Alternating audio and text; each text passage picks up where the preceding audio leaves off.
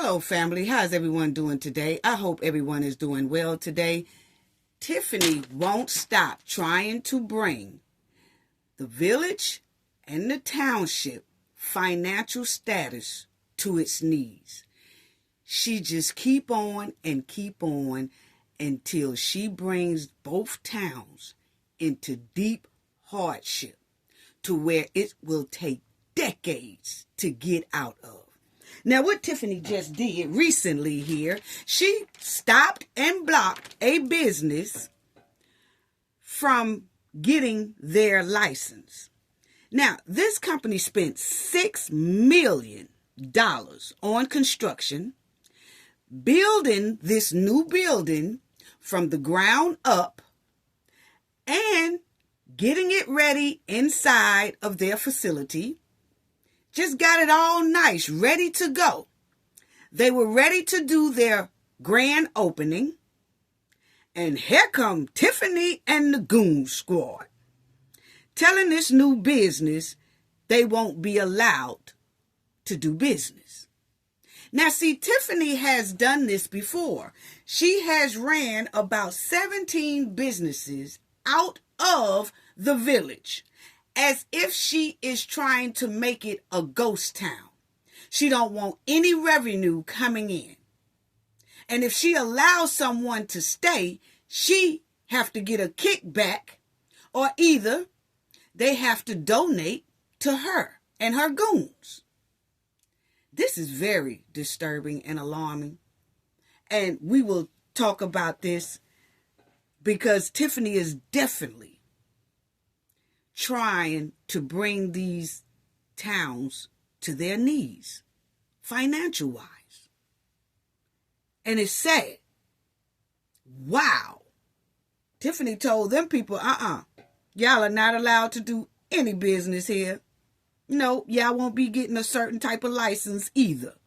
What?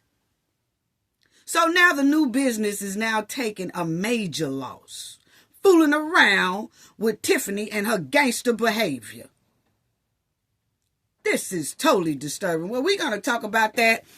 And family, we also going to talk about Naziah.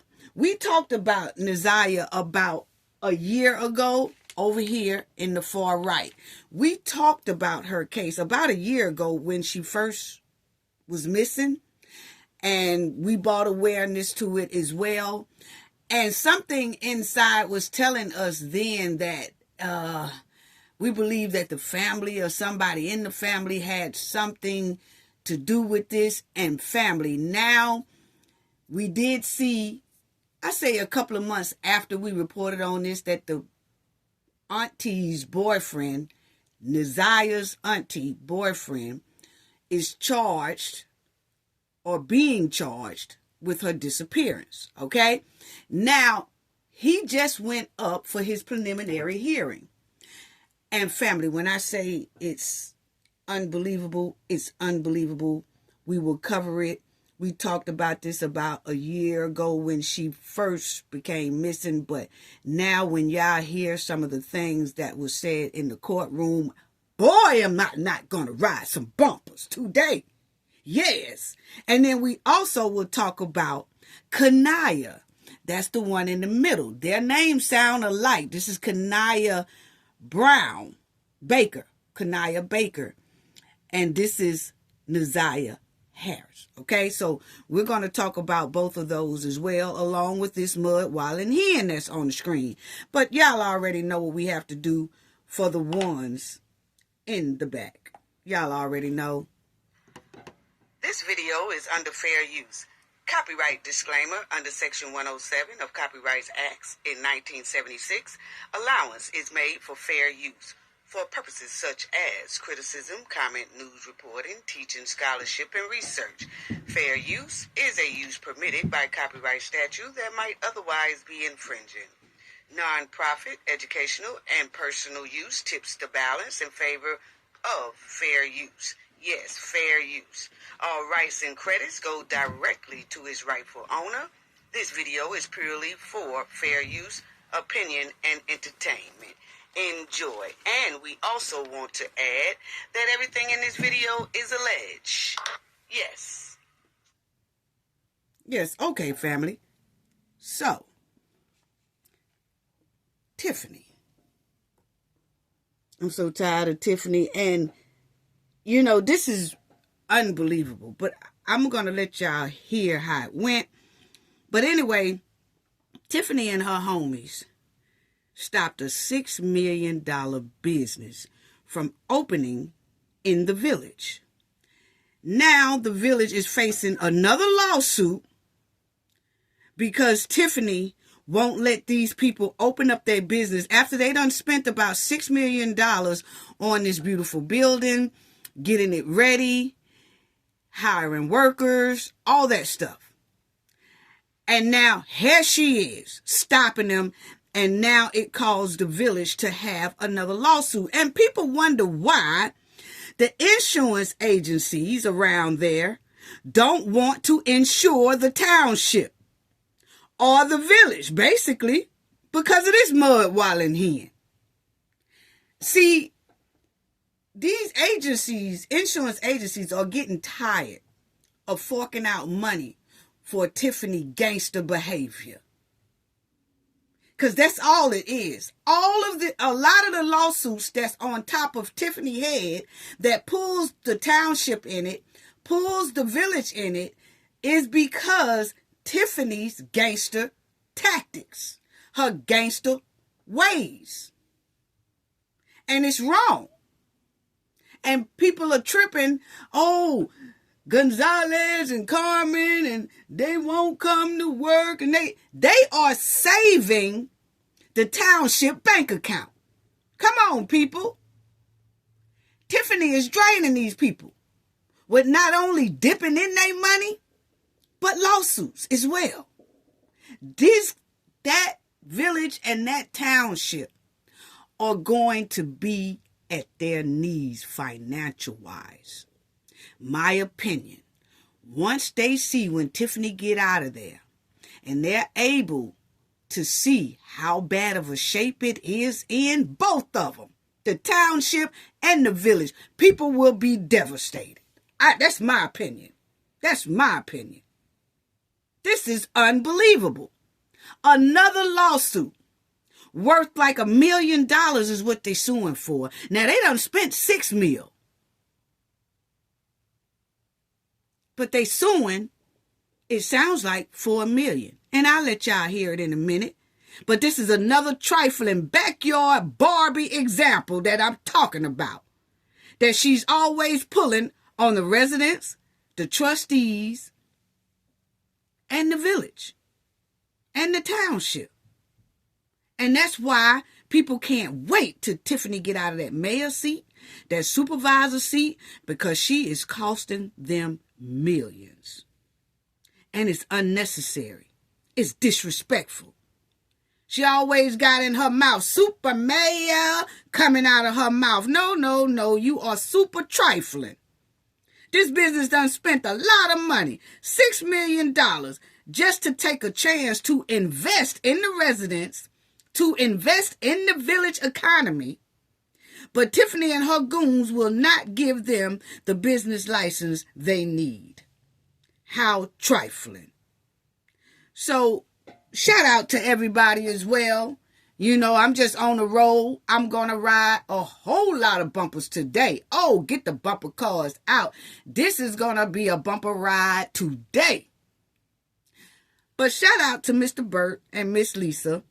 They did another interview together, and they sat down and they talked about it, and Mr. Bert brought this up about this building not being able to open up due to Tiffany.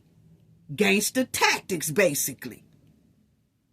And these are not the same interviews. Don't get me wrong, family, because I know I let y'all hear one last week, and I let y'all hear.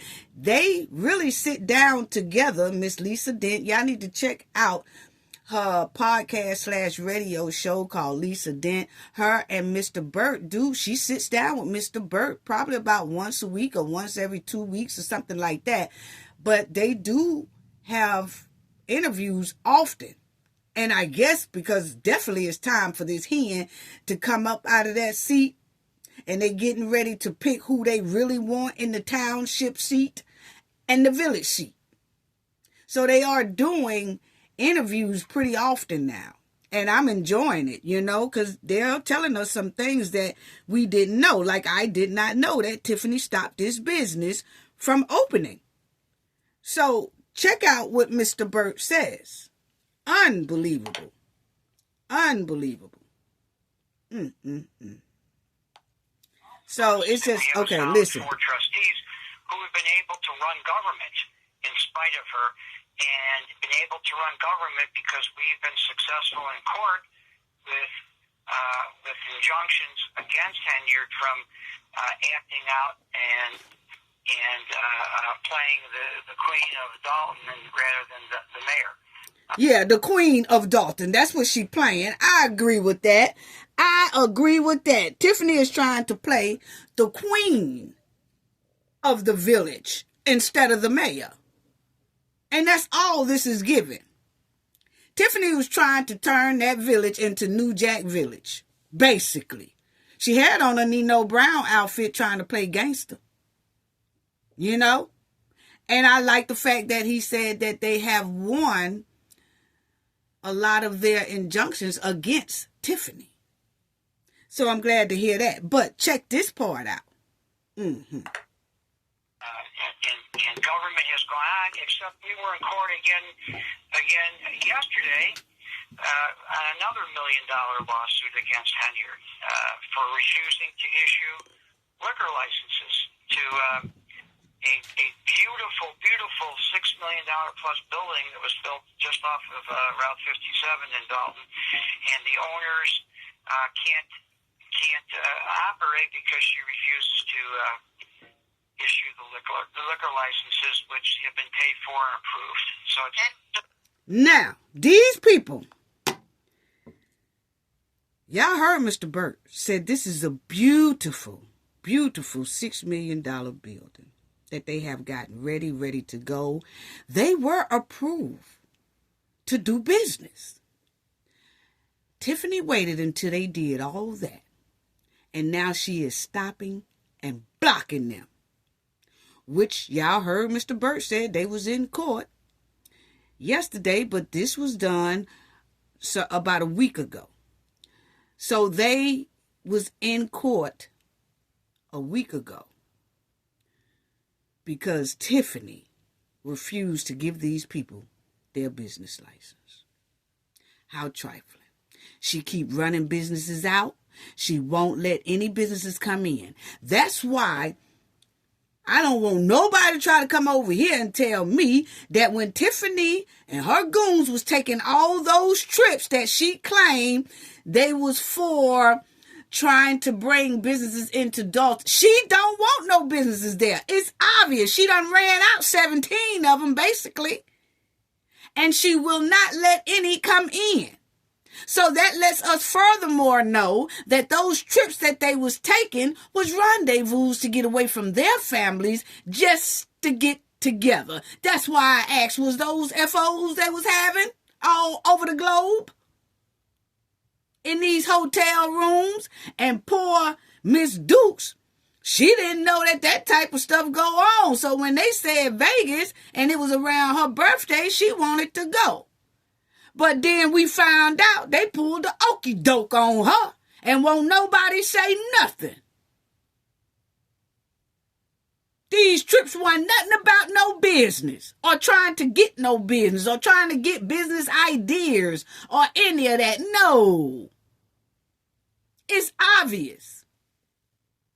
Because a person who is really out looking and scouting and traveling all over the place for a business conference or how to bring businesses in and stuff like that will not come back to their own town and run off businesses, stop businesses. That place don't really have nowhere to shop. Fooling with Tiffany, mud waddling he himself. Ain't nothing but a backyard Barbie. This is unbelievable.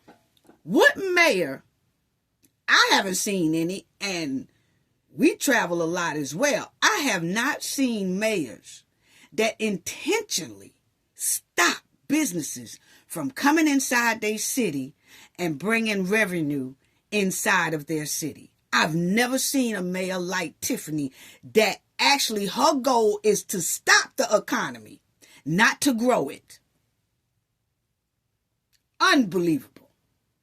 Because all the money that's sitting in there, she wanted for herself. That's what is given, and that's what the subpoenas are giving. It's for her and her goons only. How trifling. Let me finish listening to Mr. Bert. Is January 27th when our former mayor, Lori Lightfoot, reports her findings, and she's going to do that in a very public way. Yes, we're now having a village board meeting, so it's going to be an open public forum at the Park District, which holds, between 200 and 300 people.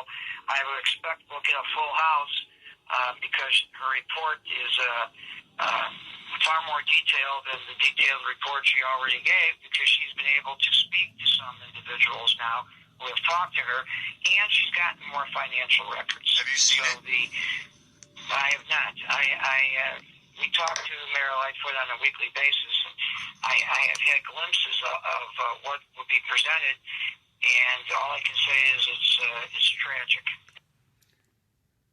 So, Mr. Bert said he's seen glimpses of some of what Miss Lightfoot will present at her meeting on the 27th.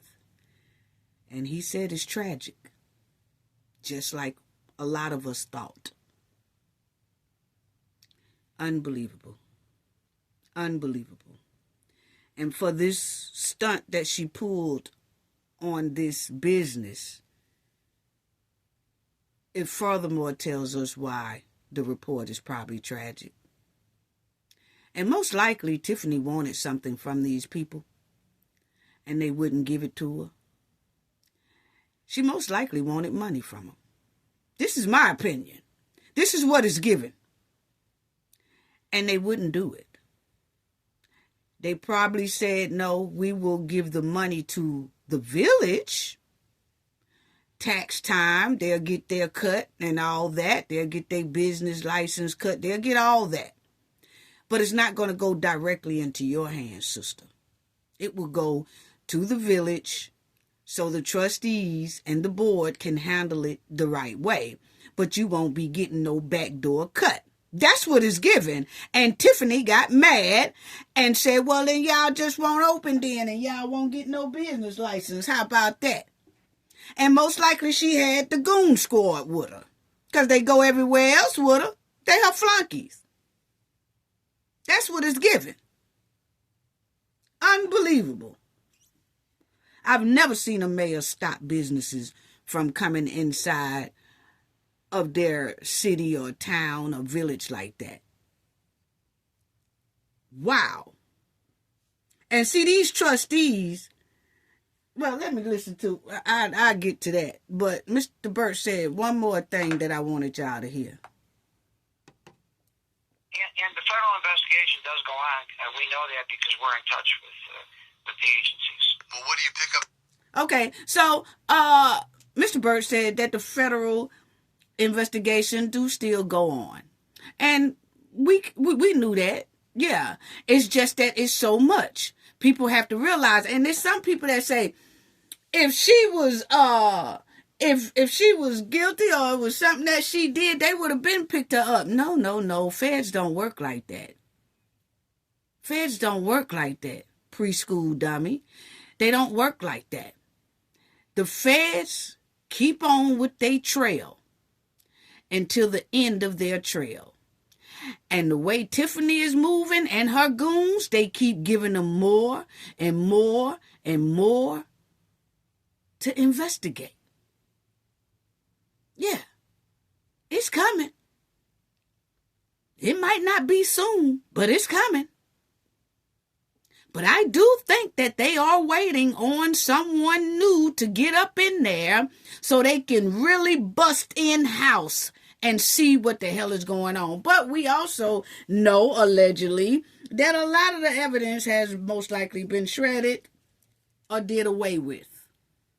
But that still don't mean that the feds won't count their money and see from where they were standing before Tiffany and her goons got in there until where they standing now. And who all they owe and all that. Oh, they gonna get into it.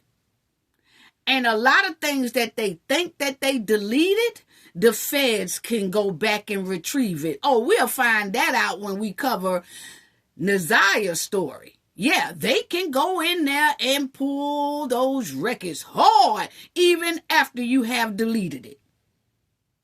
And I'm telling you, this guy in Naziah's that's involved in her disappearance, he did the max to delete stuff. And they retrieved it. Yes, they did. We'll talk about it in a minute. But anyway, so the feds are still on Tiffany's neck. And her goons' neck. They just don't realize it yet. It don't seem like they realize it because it seems like they keep playing with the government's money. Yeah, and the government's funds and the government grants. But anyway, these trustees, y'all remember Jason and Kiana and the board, they had said in their last meeting how much they was trying to work with a business. This is another business. They was trying to get in there. And y'all remember Tiffany kept trying to shoot that down. Now, why we got, because he was saying they wanted to kind of give him a little tax break. Jason was saying he wanted to try to do something, him and the trustees, to help this business come in and open up. Tiffany had a problem with that. That was in one of the last meeting or the meeting before last, but I do remember Jason saying that they're trying to bring in this new business. This not the one that Tiffany just denied a liquor license to. This is a whole nother business. But I remember she was acting a fool then. She did not want that business to come in, but the board voted on it anyway, and she was outvoted. So the business is allowed to come in. But Tiffany does try to stop it every chance she get. And these trustees just compromised with another business trying to bring them in. Here go Tiffany on the back end stopping another business that spent $6 million trying to get their stuff together and open.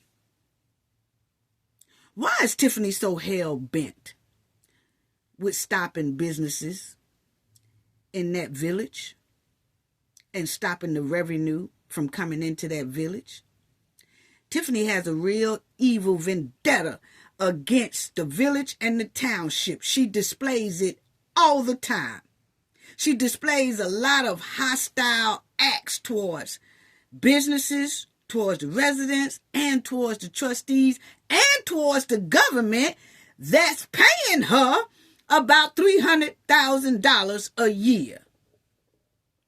The same government that's paying her is the same government her and her goons are trying to destroy. It's given enemy to the United States to me. I mean, that's just my opinion. That's what it's given. Enemy to the government. Because anybody that's dogging the government's money like this, deboing the government's money like this, disrespecting the government money like this, playing gangster with the government money like this, that's not an ally. That's an enemy. Wow. Steady putting these people in financial harm. She's trying her hardest to make sure the village and the township will not recover from their financial hardship. And she is doing it hard, too. She is doing it hard. It feels personal. A evil spirit person like Tiffany and her goons don't need to have control of that government another 4 years. Because just like y'all heard Mr. Bert say, some of what he peaked at is devastating for us financial wise, for us the village. Unbelievable. This hen here has to go. This company done put $6 million into investing in the village, and she done slapped it down. Nothing but evil. This is an evil mud-wallin' hen. I'm telling you, it's disgusting. Just think about all the things that we don't know yet that Tiffany and her goons has done to this township and this village, financial-wise. Just think about it, because Tiffany and her goons has been hiding receipts for years. Can you imagine? It's nothing nice. That only tells you right there, the way they are hiding these receipts for years, that tells everyone that that village and that township is in dangerous. They in a dangerous financial state, my opinion. Yeah. But I just wanted y'all to hear that about Tiffany, because that is real low down. Tiffany gonna go to jail. Yeah, she going. She going. And people like, she ain't, if she was doing so much bad, how come she ain't, they haven't picked her up yet? That ain't how it works, G. Not with the feds. And it's your attorney general and the governor and all that don't seem like they want to touch her. They didn't want to make her step down. No. The feds came in to investigate. And they not going to make one move until they have investigated until the end of the road. Once the end of the road come, they have investigated everything, then they gonna come. Yeah. But she going to jail. Now I want to talk about these two ladies here. I'm going to just talk briefly about Naziah. But I'm finna let y'all hear a lot of testimony and things that's gonna make your head flip, probably fall out the chair, because I did. But Naziah, in her case, I just want to say about these two cases right here coming up. It seems like it's a continued cycle. Like the cycle is going over and over again in our communities throughout the United States. And my team and myself have started bringing awareness way back about certain things. But the things that's going on, that went on with these two ladies here, totally two different cases, okay? They names just happen to sound alike, okay? It's Naziah and Naziah, okay? But we notice that this is just a trend, and it keeps recycling. And I've always said, the more we bring awareness to these heartbreaking situations, we can't stop these situations completely, but we definitely can slow it down if everybody just listen and everybody is aware, and we all bring awareness to this type of situation. But I'm definitely going to ride some bumpers today. Yes, we pushing for hard jail time around this camp about these two ladies right here on the screen. And it's more out there that we don't get to hear. These ladies' story wasn't even mainstream media. It takes like social media to push these stories so people can hear about these stories and bring awareness to these stories. That's sad. Because I seen some articles, you Google up Naziah, you'll read it in an article. You Google up Naziah, you'll read it in an article. But far as mainstream media covering it, nah. And that's why people watch social media, YouTube, And, they watch the TikTok, and then they watch Twitter and things like that, Facebook, to try to get their information. And it's basically all of them that's bringing awareness to these stories. So, anyway, as y'all see, Naziah, she went missing. She went missing January the 13th, 2025. Okay? Now, once again, it reminds me of another Cowboy 6 and Birmingham 8 situation, because her friends lured her to this empty, abandoned, it wasn't an abandoned house, but the house was vacant. And then they did some things. As you see, let me read this right here so y'all can see this right here. It says, just so y'all can see this, an incident report out of the Richland County Sheriff Department. They stated that the deputies met with a person who said Naziah ran away between midnight at 6 a.m. on Monday. This person said Naziah had recently purchased a telephone, which may have been connected to her running away. Okay? Now, I noticed that a lot of these people always say that these girls are run away, or the boys are run away, or stuff like that. And that gives a scapegoat to me, my opinion, that you really don't have to search for this person hard like that. Okay? And my thing is, why are a lot of these kids so-called running away from home anyway? So I think that the guardians and the parents and the loved ones need to be checking themselves about why is their loved one running away from home. And if their loved one is a troubled child or a troubled teen or something like that, it's always a lot of prevention programs that can help your kid with that behavior. And it's best to catch it early than to wait till something tragically happens. It's a lot of programs out here. It's a lot of adults don't want to take the time to deal. Oh, I ain't got time to go to a program on that. I work too much. I work too hard. Then next thing you know, your kid or your loved one done fell in that quicksand. But anyway, y'all see right here that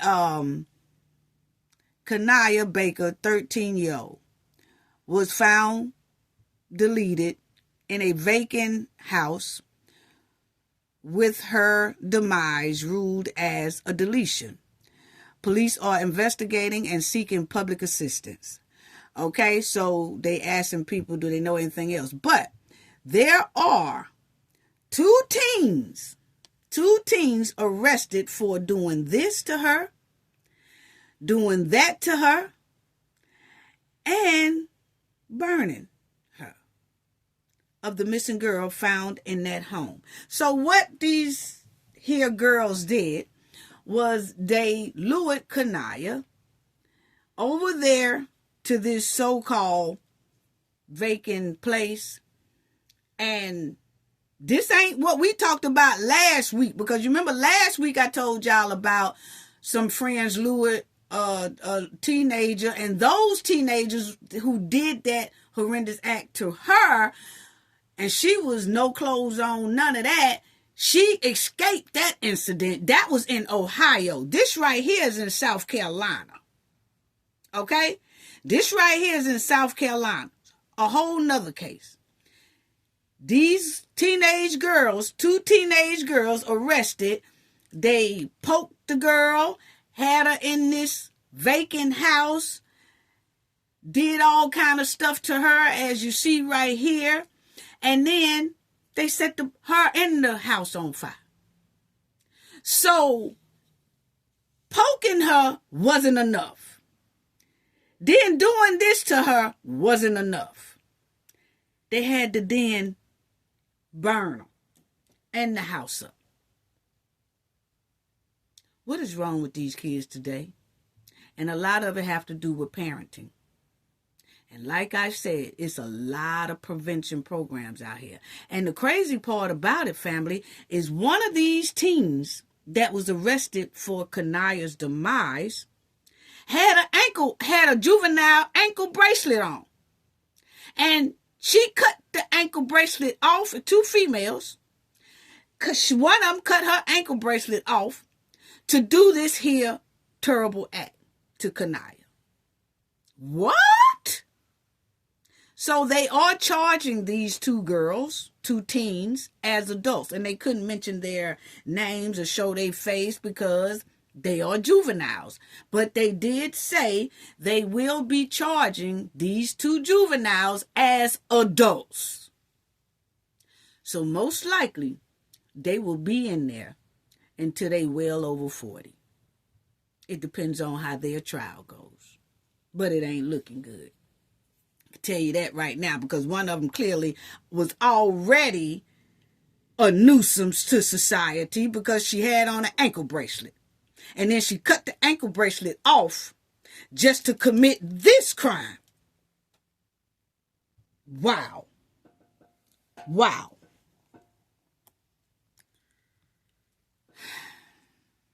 So y'all will see right there that 13-year-old Naziah Baker, she was found in that house. And the house, because the fire department was called, they was responding to a structure on fire at the home. And then that's when they found Naziah's body. Yeah. So they didn't go there because they knew she was there. It was the neighbors reported, hey, this house is on fire over here. We see smoke and all that. And they rushed over there, put out the fire and all that. And there was Naziah. That's Naziah Baker. They found her in there, fooling around with these trifling frenemies. You know, they told her, hey, let's come over here. What is it about them luring their friends to a spot and then doing this? Because y'all know, we already talked about Shanquilla case. They lured her to Cabo, Mexico. And they did that, attacked her. She fell to her demise. Then they was from Cabo 6 is from North Carolina. This right here is in North Carolina.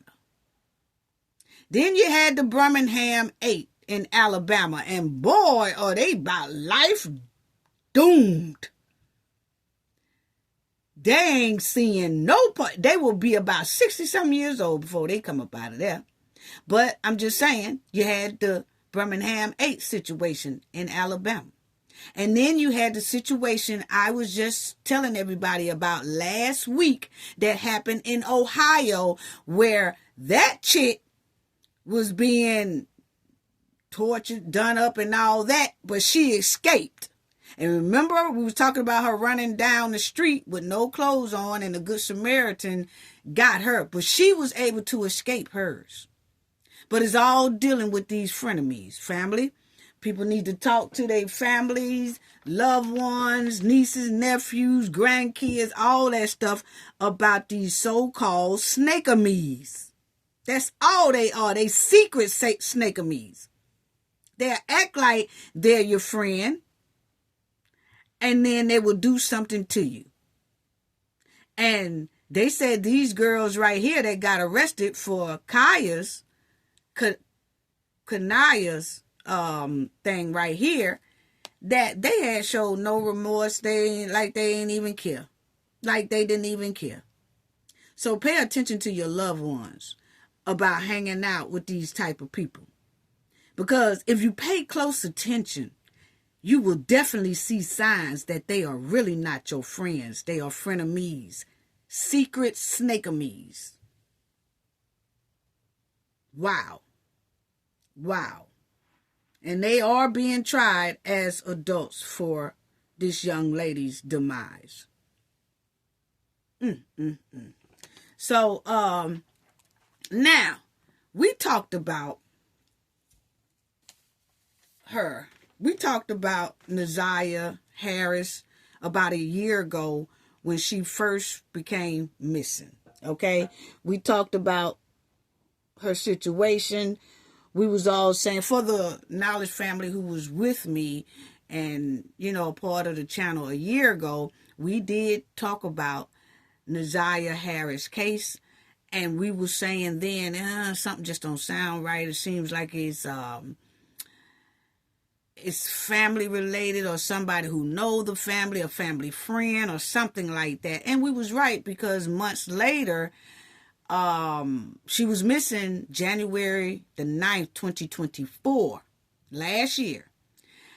And then some months later, her auntie's boyfriend was questioned and arrested for her disappearance.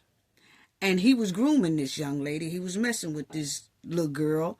He was messing with this little girl ever since she was about 11, 12, 13 years old. Because she was 13 when she was missing. He had her auntie's boyfriend that her auntie has been going with for years. Her auntie met this man when her auntie was 17 years old. And then her auntie started dealing with this dude, Jarvis. And she had 5 kids by Jarvis. And let Jarvis come all up in the home and everything with her, Zaniah, and her mama, because Zaniah's grandmother has custody of her. And Naziah's auntie stayed with the grandmother as well, with her mother. You see what I'm saying? And I'm going to let y'all, so I could give it to y'all a little bit better. But the thing is, he was going with the auntie, had kids with the auntie, in and out of that house where Naziah was at. He was grooming Naziah. He was messing with Naziah, who was only 12, like 11, 12, and 13. He was messing with her as he messing with the auntie in the same house. Then Naziah messed around there, and they said she became pregnant at 13, and then all of a sudden she became missing. Okay? And it's some things in here that makes me feel like, my opinion, that the auntie knew all about it. I'm going to let y'all hear some of that testimony. So let's start with that right there. But that's when she was missing. And I remember us talking about this. It's like almost a year ago or whatever. But they found her clothes and her Nikes in a wooded area. And they did the DNA and all that, and it's hers. So they haven't found her body, but all of the text messages, the pinging from phones and things like that points directly to her auntie's boyfriend, who her auntie had 5 kids with. Okay? And this is not the only time. He had just got out of prison for being a tricycle chaser. He had just been let out of prison when he met her auntie when her auntie was 17 years old. And he told her auntie that he's a peto.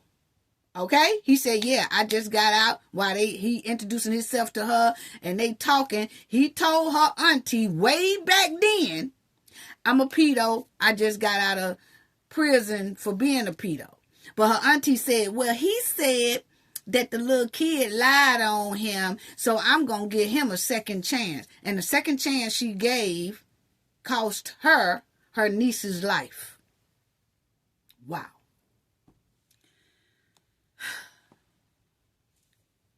That's Jarvis Butts. And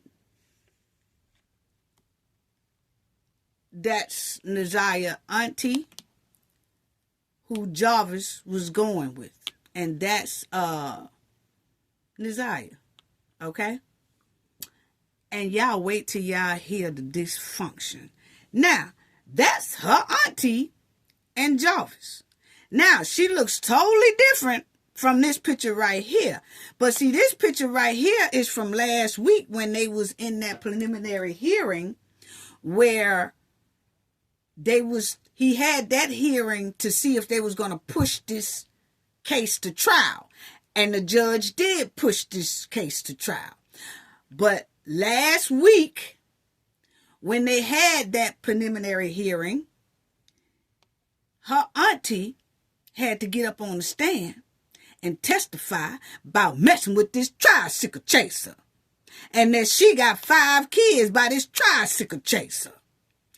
And you could tell it looks like she having a rough time, because she looks like she has lost weight and everything from this picture right here. And why is he dressed like he in school? Like this is a school portrait. You can look at this man right here and tell something is not right. This man done sit up here and took a middle school picture. That's how middle schools take pictures. Kids take pictures of, school day pictures. This is, so you could tell something was wrong right here. You can look at this man and tell he was with this lady for her purse, for her money, or her children, or her car, or her belongings, or he needed somewhere to stay. That's all this is giving. This picture is giving, I need something from this woman, okay? Not saying that this woman can't get no man like Jarvis. What I'm saying, you can look at this wool ass, what is that, a blazer or a suit jacket? It's wool, I know that. I talking about that hen had on wool. Her and her homegirl lawyer had on that wool. What is it about these crooks wearing wool? What is it about people who are suspect behavior wearing wool? When you see somebody with a wool suit on, and it's 2022, 2023, 2024, 2025, when somebody is still wearing wool, they automatically suspect to me. Walking around with a calamine lotion jacket on, nothing but itchy scratchy. And you can look at this picture and tell something is itchy and scratchy about it. It's real sketchy. He's sitting there smiling like he taking an 8th grade picture with that pink shirt on. It's screaming suspect. But that was her family. This is her right here that was on the stand last week right there. So it just looked like because he's locked up, she's losing weight. Because from when I let y'all hear it, it seems like she's still trying to protect the dude. Even after her niece is gone, Naziah. And it seemed like she had a little jealousy towards Naziah, because I think she kind of knew that this man was messing with her 12 and 13, 11, 12, 13-year-old niece. Yeah, because she said Jarvis had been knowing Naziah ever since Naziah was 2 years old. And then you had a previous case against him where another kid had told their parents that this man here was inappropriately touching them when they went to a party over to her and Zaniah's house. He touched on another kid, and that kid told some people. But guess what? This one right here is going to say that kid was lying. So just listen to it, family. Unbelievable. I want y'all to hear some things that was said inside of his preliminary hearing. And they did push it to trial. So when this case started into trial, I do want to hear what's going to be said as well. So check this out. This is the head detective, and this is another one right here. But I want y'all to hear what, and this guy right here, he basically is an autopsy man, but even though they didn't have Zaniah's body, he was saying he looked through Zaniah's medical records, and there's nothing inside of her medical records that will say that she instantly had like an instant death, like natural cause of death, because she had past health problems. She didn't have any past health problems. And that was important to know, because Jarvis and his attorneys and everybody would try to say, oh, maybe she just had a heart attack somewhere, or maybe she had a natural cause of death and that's why we can't find her. No. This man right here says nothing in Naziah's records that will say that she had a natural cause of death. Okay? Yes. Now, so let's listen to, and this lady here was the forensics lady. She's the one who was testing Naziah clothes for fluids, that will match Naziah's and Jarvis. Okay? So, let me let y'all hear. And that was one of the lead detectives as well. But let's start off with this. Okay. So we're gonna start with this right here. That's her talking. Start pulling different video and try to look into cell phone data or friends or associates of that specific missing. Now this lady here is going to explain, because I want people to get out your pens and your pencils if you're into kind of knowing the trial and everything like that, because we will be covering this trial when it's there. This is only the preliminary hearing, and it's only giving us probably a third of what really happened. They was just bringing out a lot of these points because they wanted him to go to trial for Naziah's deletion. Okay? But this is what she says. This lady here is going to describe what they do and how they can pin the murder on a certain person without having the body. Okay? And she's going to go through what they do. And in particular, have you investigated what would be known as a no-body case before? Yes. Okay, and what does it mean to be a no-body case? That would be a missing person that we have come to the conclusion is a victim of a homicide. However, we were unable to locate or recover the body. Okay, and how does that kind of investigation differ, if at all, from another investigation that you would do? It's a little tougher. You need to go through and kind of be able to show and establish that this person is no longer with us today. When you have a body, it's obvious that you can come to the conclusion and work your case that way. So on a no-body case, you're trying to find any signs of life, any evidence to show that there might have been some possible danger or some assault that may have happened to this person. Now, I'm sorry, when did you get the case of Naziah Harris? So it was first requested to me on February 12th. I received the email. It was just kind of asked me to look into the case. It wasn't at our building yet or at our department. I looked into the case when I saw that DPS was initially assigned the case, and I had reached out to Lieutenant Harris from DPS to kind of ask for an update on where they were, kind of see how the case was progressing and any evidence that they may have had. Okay. So, after that, how did it come about that you got this case? So after meeting and discussing with Lieutenant Harris and reviewing the different things,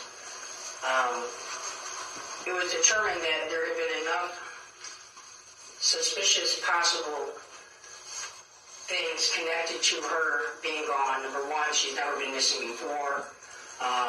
There's been no updates on any of her social media.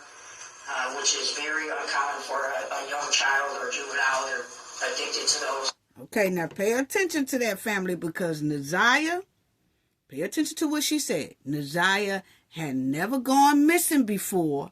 She wasn't no runaway, never had no history of no runaway, nothing.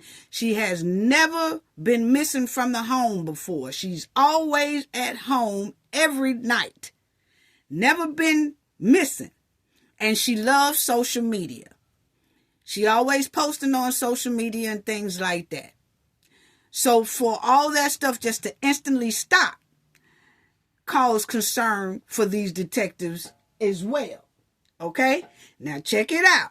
Oh, because we getting ready to ride some bumpers today. There had been a last known contact that she had possibly met somebody, is what we were informed, that there was a text message Jarvis. for her to be picked up, and that would have been the same day that she went missing. Jarvis. So, when you first officially received this case, tell me, what is it that you do right off the bat? So this case was a little different because we kind of had to go back. We were already a month behind. She went missing January 9th, and now it's February 12th. We start kind of looking into what has already been done and then what steps I would normally take moving forward. Okay. So, what kind of steps do you take moving forward? So once I reviewed the case, and it was determined that the last person that had contact with Naziah was Jarvis Buds. I then started to look into his phone records, his activity, places that he had been. On the 12th, we had determined there was already an analyst that had looked at different records and given us a location out in Ypsilanti. So I coordinated a search for the very next day on February 13th. We went out to...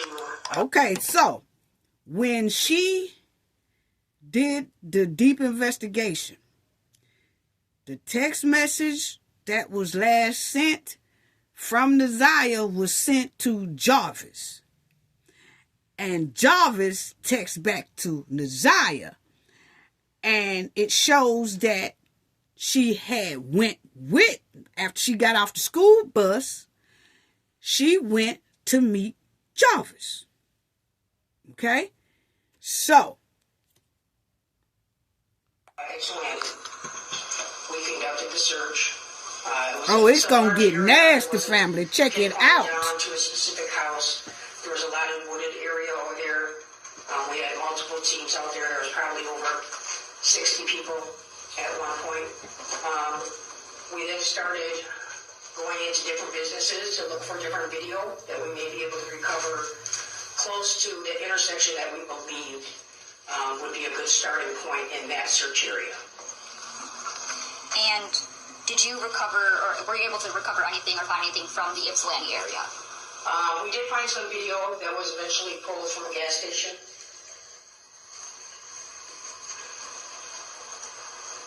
And what was, I guess, the condition of that video? So the video is from a gas station. It shows the intersection, I believe it's Michigan and Carpenter, which is actually, I think that is like a Springfield township. It's kind of like a little small city just outside of Michigan. At that point, we didn't know exactly what we're looking for, so we just kind of pulled like the window that we knew the devices were out there, specifically Jarvis Butt's device that was out there. So we kind of just pull all of that video before we lose it. And then as we gather more information, we can kind of go back and look at the video to see if there's something now that we can focus in on what we should look for. Okay. So now, check this out, We family. didn't find anything in Ypsilanti. I'm kind of going to go backwards a little bit and go back to who we had known was the last contact with her, which was Mr. Butts. So we did a search warrant for his home. Later, I believe it was like later that night, 13th into the 14th, we had kind of worked all the way through. Okay. We did a search warrant to obtain his cell phone so we could try to do an extraction. Uh-huh. We contacted the jail to look through his property. There was no cell phone in the property. We then ordered the jail calls to see if there was any conversations. Anybody that he had talked to, we knew that he had turned himself in on February 7th. From an unrelated case, family, one heard. There was a call where he had asked his shop partner, Cordell Wright, to retrieve a phone out of a vehicle. We then went. Now, they pull jail calls. And she realized that Jarvis had contacted his business partner. Now, him and Jarvis runs a mechanic shop where they fix on cars. Okay? And the mechanic shop is right next door to a gas station, which Jarvis shouldn't have been having no business by a gas station anyway, because kids go in and out of gas stations. See, when you are a tricycle chaser and you got papers for being a tricycle chaser, you not supposed to be in areas by a park, by gas station, anywhere, by a school. You're not supposed to be in that area. And if so, you have to be on that list of saying that you are that person. You a tricycle chaser. And he didn't really do that until one of her other family members reported his butt. Jarvis. Now, this is Jarvis' business partner. And Jarvis called him from jail. He in jail now, too, for an unrelated case. They say DV on his girlfriend, and the girlfriend was pregnant. So he in there doing time for that. But he had to come to the stand and testify about what him and Jarvis did the day Naziah disappeared. Because Naziah was at their shop. Okay, when she got off that school bus, she met Jarvis.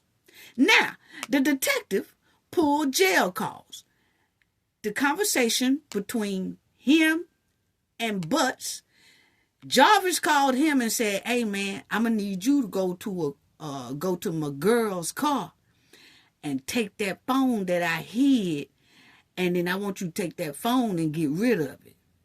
So he was like, "Okay, well, how I'm going to get the phone? I'm going to let y'all hear that call. I ain't going to go too far into it. But this is the guy that she's talking about. Jarvis contacted while Jarvis was in jail. He wasn't in jail at the time. He was out. He just got in there for doing a DV situation. But that's who she talking about. That when she pulled the call, Jarvis called that man right there. Picked up Mr. Wright and brought him down to our headquarters to talk to him about the cell phone. So she picked him up. He did confirm, and he acknowledged the phone call. He said that vehicle came up there was a Tahoe, Tashi's vehicle, Tashiona, and that he had looked in the back seat and tried to find where the phone was that Mr. Butts kind of described where he had hid it in this vehicle. He said that he was unable to locate it. So at that point, we then did a workup on Tashiana to find out where she lived, what type of vehicle. But my thing is, when Jarvis called him and said, "Hey man, look, cause Jarvis was in jail at this time on an unrelated case. It didn't have nothing to do with Naziah. He had turned himself in for a previous case he already had. Now, while Jarvis is in there, he realized that these police is getting hot on his ass about Naziah's disappearance. So what he does, Jarvis calls him and tell him, "Hey man, some kind of way get a hold to my girl's car. And I hid a cell phone up in the car, and I need you to go and get that cell phone out." My thing is, he agreed to look for it and do it, and he did do it, but he couldn't find the phone. But my thing is, why would he do that? Why he didn't just say, "I'm going to let y'all hear that phone call, that jail call." Why didn't he just say, "Man, what the hell you want me to get a phone for?" See, that's why I think he kind of knew some shit too. He just ain't saying nothing. Yeah. She had, it matched the description that he kind of described. We did a search warrant for her home in an attempt to locate the cellular device and any other possible evidence that may help us and direct us to where Naziah is. Okay, so I'm going to backtrack a little bit. You started off with you did a search warrant at Mr. Butt's home. Yes. And would that be the one out of Wilshire? Yes. Okay. And did you find anything at his house? Yes. And what is it that you found? So from his home, we had recovered, there were some electronic devices. We recovered some phones, maybe a tablet, and we recovered his ID, wallet, and a firearm that was with his wallet. believe there was 2 actual firearms, and then there was a long. And what kind of vehicle did it include? It included all vehicles that we believe may be associated. At that time, we impounded a Cadillac Escalade. Now Jarvis drive the white Cadillac Escalade. That was his vehicle. You're going to hear that white Cadillac Escalade come up a lot. So check it out, family. And they impounded it and searched You said at that point you knew that Mr. Butts had turned himself in to, is it the Wayne County Jail? Yes. And that was back on February 7th of 2024? Correct. And at that time, did you know how long he was serving a sentence for? We had got information that he was possibly going to be there till December. Okay. Now, remind you, Jarvis was then in jail. He had turned himself in for an unrelated case. Had nothing to do with Naziah yet, okay? And they said that when they were searching his house and all that stuff, he was already in jail for another crime that he did, but he was supposed to be released that following December. Because remind y'all, Naziah came up missing January the 9th, 2024, a year ago, okay? And about a month later, he wind up having to go to jail for another crime he did. It was related to child stuff too. But it wasn't Naziah. It was something else. And that would be completely unrelated to, that sentence is completely unrelated to your investigation? Yes. Okay. Correct. And that jail call that you had listened to, That that jail was call. previously admitted as People's Exhibit 1? Okay. And that led you to Tashiana Davis. Correct. Now that phone call led the detective, when him and Jarvis was on that jail call, and Jarvis told him to go to one of his other girlfriends' house, because see, Jarvis had about 9 girlfriends, okay? Not only he was messing with Naziah's auntie, running back and forth into that house, messing with kids. He was also running all over other women's house, messing with their kids. Okay, basically. Now, after the phone call that she listened to between him and Jarvis in the jail, Jarvis was telling him to go to his other chick's house and get the phone out her car that he hid. That's when the detective went to that girl they talking about now, that they went to her because his phone was in that car. So then that put heat on her. Okay? Check it out. And then you subsequently executed a search warrant at her house. Correct. And is that on Neff Street? Yes. Okay. And she had a vehicle there that matched the description that Cordell Wright had given you. Yes. Okay, and would that have been a Chevy Suburban? This is Cordell, Okay, and then Jarvis' best searched friend, that vehicle. business partner. And what is it that you found in that vehicle? I found in that vehicle a iPhone 11, and it was in the exact area that Mr. Butts had described to his shop bar in Cordell, where it would be located. Okay. So they did go to that chick house, grabbed that vehicle, and they searched it. And they found that phone that Jarvis was trying to get Cordell to get. But they beat Cordell to it, basically, and they found it. Cordell said he looked for the phone, and he couldn't find it. But they found it. Okay? Now, that was the phone that Jarvis didn't want the police to have. Check it out. And that phone, okay, so ultimately, after you do that, what's the next step that you took? We had identified that was the actual correct phone. It was in the right place, but we still needed to get it to our headquarters and download it. We had the phone there. We made a call to 911 from that phone in order to see what the identification number was to try to verify so we weren't just taking random phones. It did come back to Jarvis Butts' phone number that we were looking for. Now, check this out, family. This is September 27, 2022, 1:54 a.m. She sent a message. Where are we doing it? At your choice. okay. Immediately following that text, a message is received. Now check this out. This is the detective. She's going to read out some of the text messages that Jarvis was sending Naziah, and some of the text messages Naziah was sending Jarvis. I'm just going to play a couple of it because it's terrible. He was asking her, come to the basement, don't make sure you ain't got no clothes on, and then she would say, okay.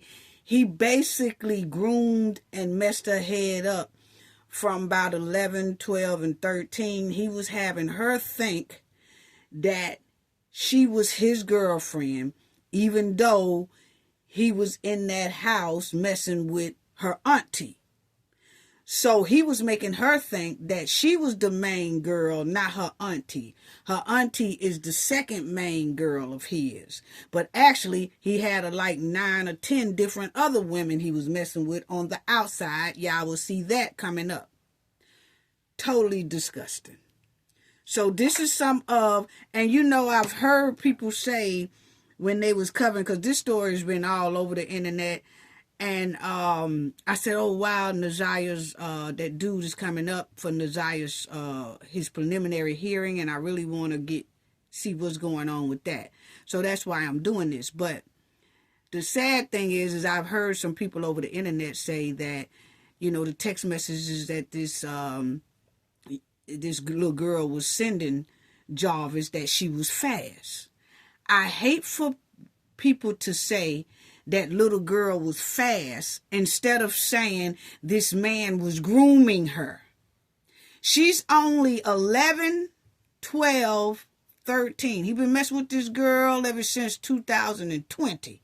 She was like 11 years old. She had just turned 13. Just turned 13 when she disappeared. When he deleted her. And I've heard people say, by listening to some of her text messages that she was sending Jarvis, they were saying, oh, she was fast. She was fast as hell. Why do we just go straight to she was fast instead of saying this man is a monster for grooming this young little girl? What made her fast? See, when parents and loved ones say that a child is fast, that means you might need to look into something, because something most likely is making this child fast before time. Sometimes it's not all about being fast naturally. It's because someone has pushed them to be fast. What happened to them that they're so frisky, so fast? Y'all want to call it out of control. Ooh, she is fast. Why is she fast? Who is in the house with this child? Is the mama watching her boyfriend? Is the mama watching the man she got in the house with that fast girl? What made this girl fast? Yeah. What's happening in the streets that's making her fast? So see, I hate when women say that. I don't like that at all. Because when a little girl is fast, that should make a person who is guardian or over that child say, hold up now, who has she been around? What's going on? Have something went on with her and she's not telling me what's going on. But anyway, let's listen to some of the text messages that she was sending. He was sending. Related to your investigation. Okay. And that jail call that you had To try to verify so we weren't just taking random phones. They did come back to Jarvis' phone number that we were looking for. Okay, now these are some of the text messages. I didn't put them all, but just a couple of them. September 27, 2022, Here it is. 1:54 a.m. She sent a message. Where are we doing it? At your choice. Immediately following that text, a message is received to Naziah. to this text now number from Mr. Butt's phone that says, "You tell me." 9:27, 1:55 a.m. A message is replied to Jarvis. It says, "Basement." 1:56 a.m. A message is sent to Naziah, and make sure you erase the messages. So he telling they are texting at 12 midnight, 1 a.m. in the morning. She's saying, well, where we doing it at? And he texts her and say basement or something. Then he tells her, make sure you erase those messages. All this type of mess. Now listen. Still September 27th, 1:59 UTC. A message is sent to Mr. Bus that says, "Okay, that is what I planned to do." Another message is immediately following that at 2:01 to Mr. Butts. "You turn me on just looking at you," and then there's a bunch of letters, which possibly is maybe an image that was sent that doesn't capture on the messages. 2:02 a.m. Naziah sends another message to Jarvis. "What time to be in the basement?" 2:03 a.m. he replies and sends her a message that says, "Go change your clothes and take your panties off." What? It was more. I just stopped it there. He told her, y'all heard it. Go down there, make sure you go to the basement and take off your undies. How trifling. Wow. Okay, this is the next one. Are they older, younger, something else? Marquita is a twin. Now, this is her auntie testifying. This is Jarvis sitting in the courtroom.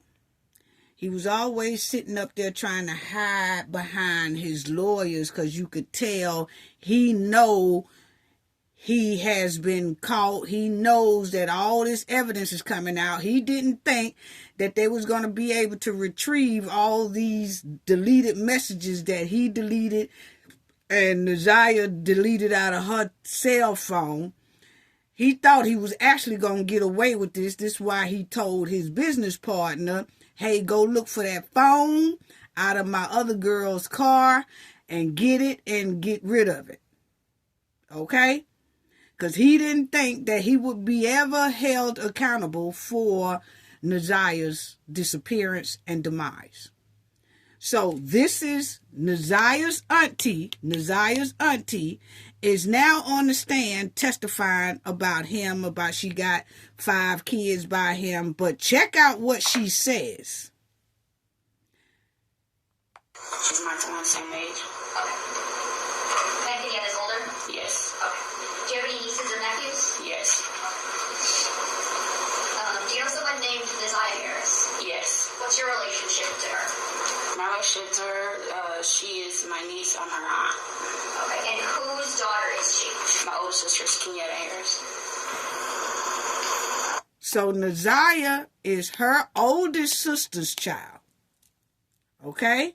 And Naziah's mother has some type of, wasn't around. That's why Naziah's grandmother had custody of her.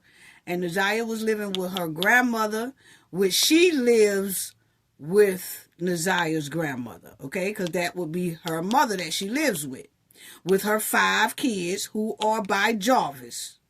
Okay? So all of them is in this house together. Okay? So Naziah's mother have some type of street habit, okay, that she was not able to care for Naziah, so the grandmother took Naziah. We'll hear from the grandmother in a minute. Yeah, a lot of these people need to go to jail along with Jarvis. And did Did you have any nicknames for Naziah? Yes. We all called her Tutter. Yeah, Tuda? they called Naziah Tutter for her nickname. Tutter. Did Naziah ever know Jarvis through you? Yes. Okay. And when did Naziah and Jarvis first meet? When she was little, like age 2. So she says she brought this nigga around Naziah when Naziah was 2 years old. That's when she met him. She met this joker when he was 17. When she was 17. But I do have to say that she admitted that he told her he was a tricycle chaser. And he had just did about 10 to 15 in the pen. And he had just got out. But she claimed that he said that the child lied. But he did 15 years for it. Okay? Now. But she still decided to go with him and bring him in the house with her niece and everybody else. And can you kind of describe the relationship between Naziah and Jarvis? Should be just an uncle and a niece relationship, no more than that. Now check out when that lady said, can you describe the relationship between your niece and Jarvis? She said, it should be a niece and an uncle relationship. What is that should be, you old trout mouth? What is that should be? That's what got me. It should be. No, we shouldn't ask you what it should be. She said, what was the relationship about? So do you know something that you're not telling us? Yeah. Y'all will hear tell it in a minute, family. How often would Jarvis be around, like at your house with you? He will call or say, can he come see the kids? Or the kids will ask, can he see their dad? And he will come, pull up either to my house where I used to live or at my mother's house. Would Naziah ever be around? All the kids would be around.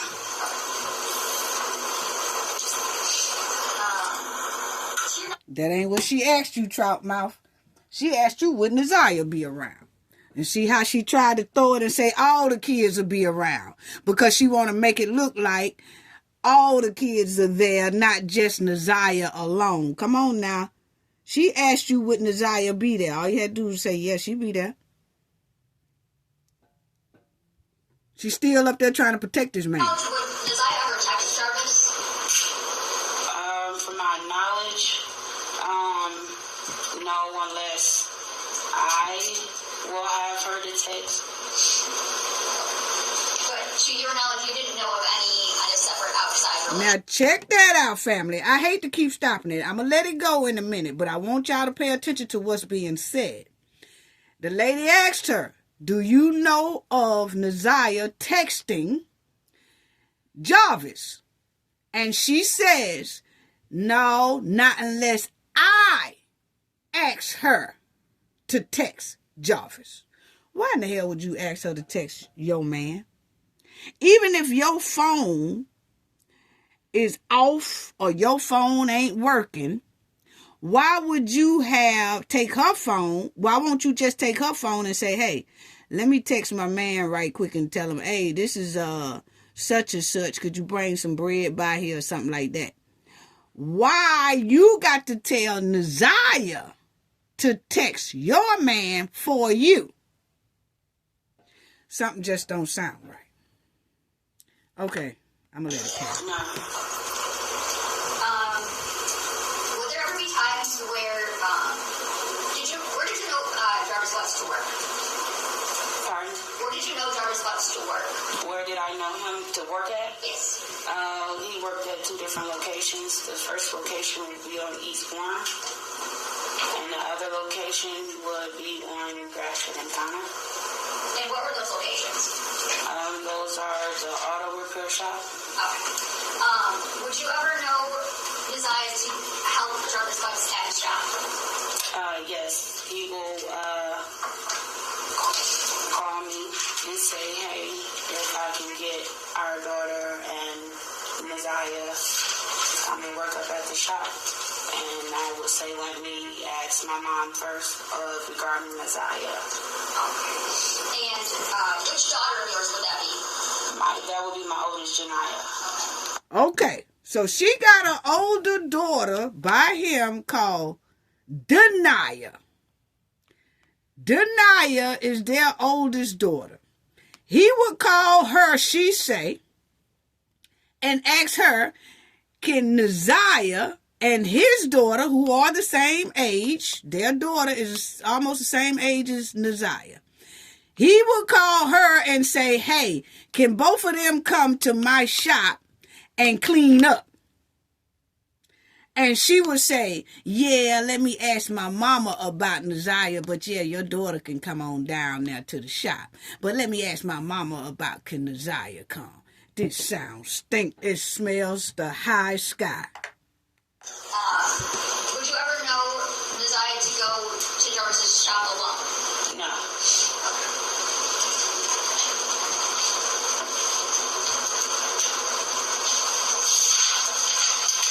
Whose birthday is on or around September 26th? That's my my fourth oldest birthday. Do you recall a birthday party on September 26th of 2022? Yes. Okay. And was Jarvis there? No. Okay. And that would have been his son's birthday party? Yes. Now she asking about their son's birthday party because Naziah sent him a text telling him, we finna sing happy birthday. Where you at? And Naziah, right after that, he was saying something about go to the basement. But she's saying he wasn't there. How he wasn't at the birthday party when this girl is steady texting him saying, hey, we downstairs finna sing happy birthday, where you at? He don't reply really. Then the next text, he asks her where she at. She say in the basement, like she's trying to get away from the party that they're having to meet with him. It was crazy.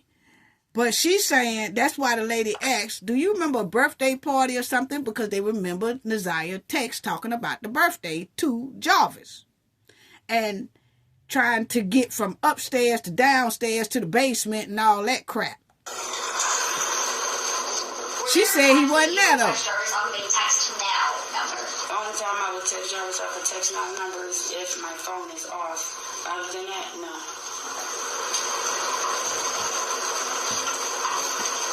And do you recall the numbers that you would text Jarvis from? Yes. Okay. And does a 586-510-5161 sound familiar? Yes. And what number is that? That used to be my old number. And is that number that you would text Jarvis from? Yes. Correct you to messages on or about June 27th of 2023. Do you recall those messages? Did you send any of those messages to Jarvis Bucks? No. Okay.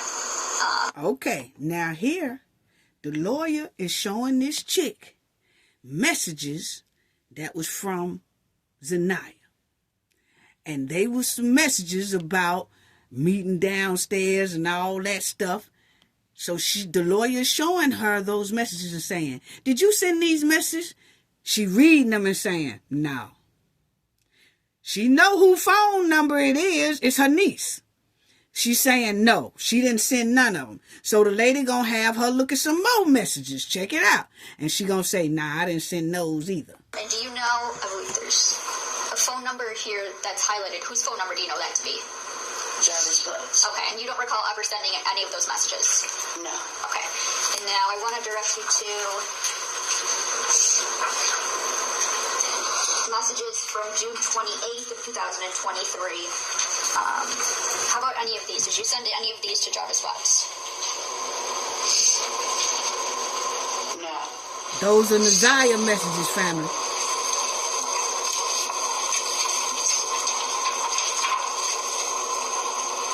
What about any sending messages from July 2nd of 2023.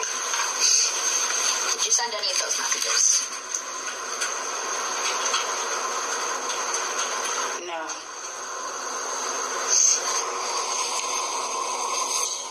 Messages from August 26th of 2023. Did you send any of those to Jarvis Butts? I'm sorry, you said 26?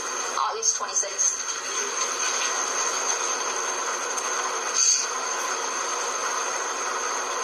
No, these aren't my messages.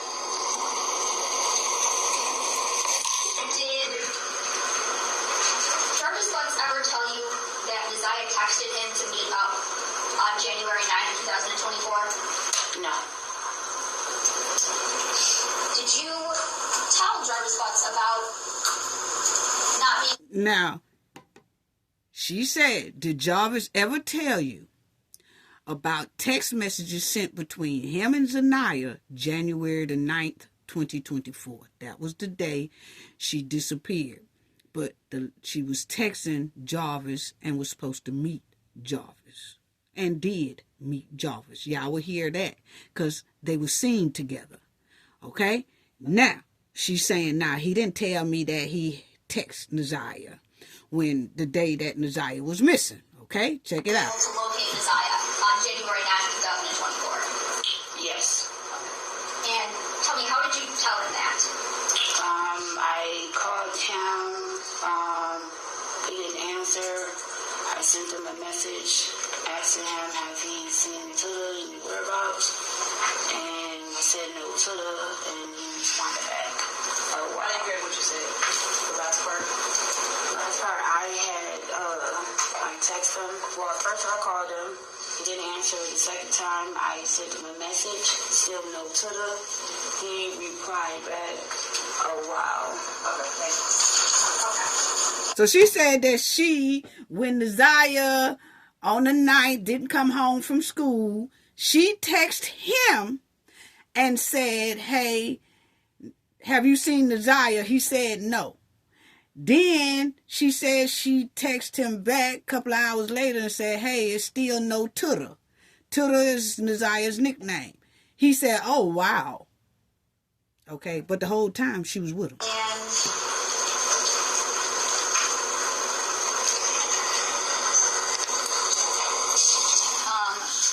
Ms. Harris, those text messages that you just referenced, do you see those on this page?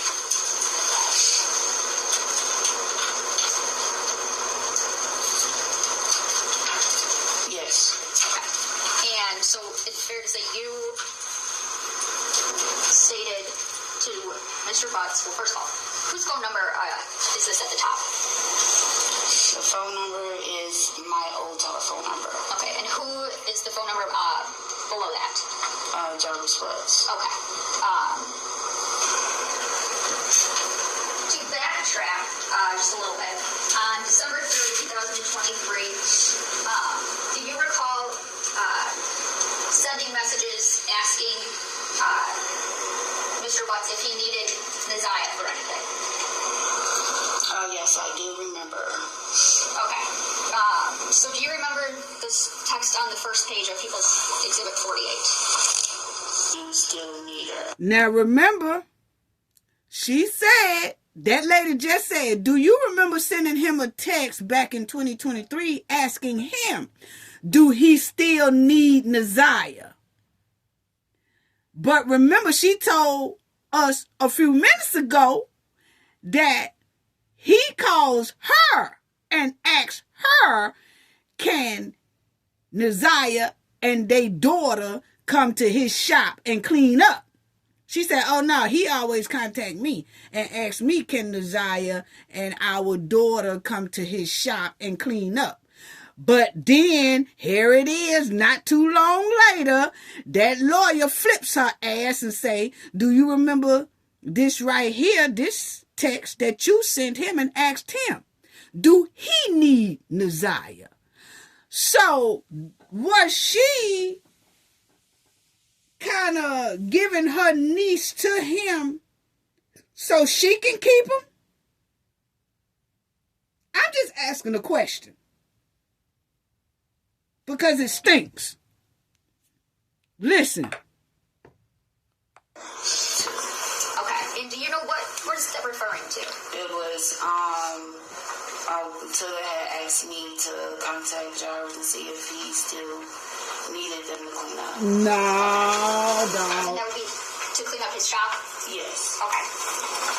And to fast forward, on January 21st of 2024, you sent some messages to Mr. Butts. Is that fair to say? Check the messages she sent to him, family. Read these last 3 messages. Now, January the 21st, remember 2024, January the 9th, Naziah was missing. January the 21st, she goes through Naziah's tablet and sees some messages that Naziah wrote to this man. Check out, the lady gonna make her read them. 3 messages is, to be honest, these messages I seen into the inbox to you, I really don't know what to believe anymore. Stay away, Ramon, I mean it. The next message is, I don't know what to say, or Tilla is on. Says, this shit doesn't sit right with me. Call it what you want, I'm good, period. It says, this for life. Nigga, I thought about it, and you can pass it.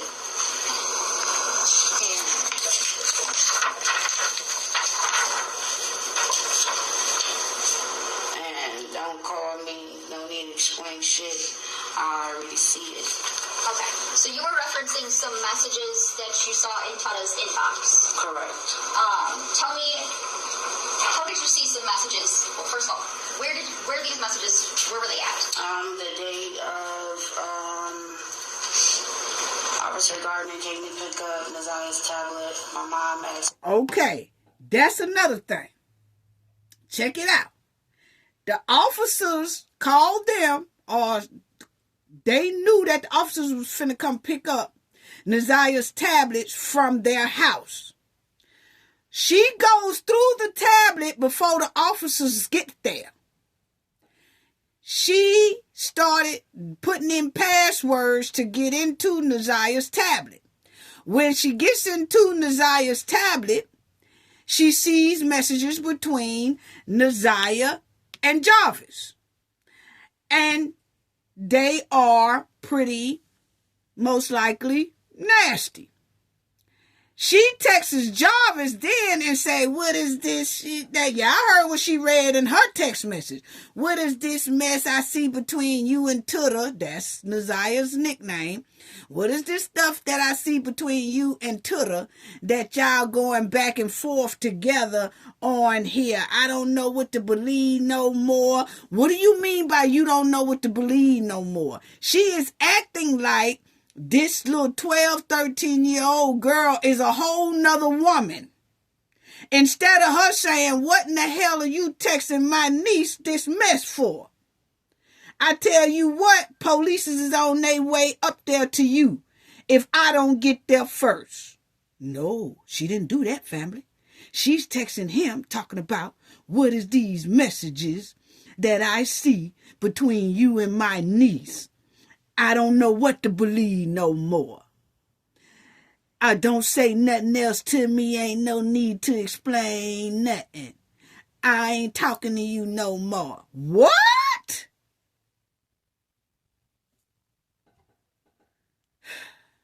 But listen how she said she got the messages that he was sending Naziah. And Naziah was sending him because she knew those police were finna come get that tablet. That's why I believe she need to go to jail too. So we put it on the charger. I put it on the charger. Officer Gardner, after that, Officer Gardner called and said she's on her way. Hearsay. Without saying what. Okay, I'm sorry. And my thing is, why did the officer call Naziah's family, her aunt, and her grandmama? Why did the officer call them and give them heads up that they was finna come and get that damn tablet? They shouldn't even called the family and told them they was coming to get Naziah's tablet because this trout mouth went to fumbling inside of that tablet. And she probably erased some stuff out of that tablet her damn self. For this here trifling ass man. Because she said the officer called her and said she's on her way to come get Naziah's tablet.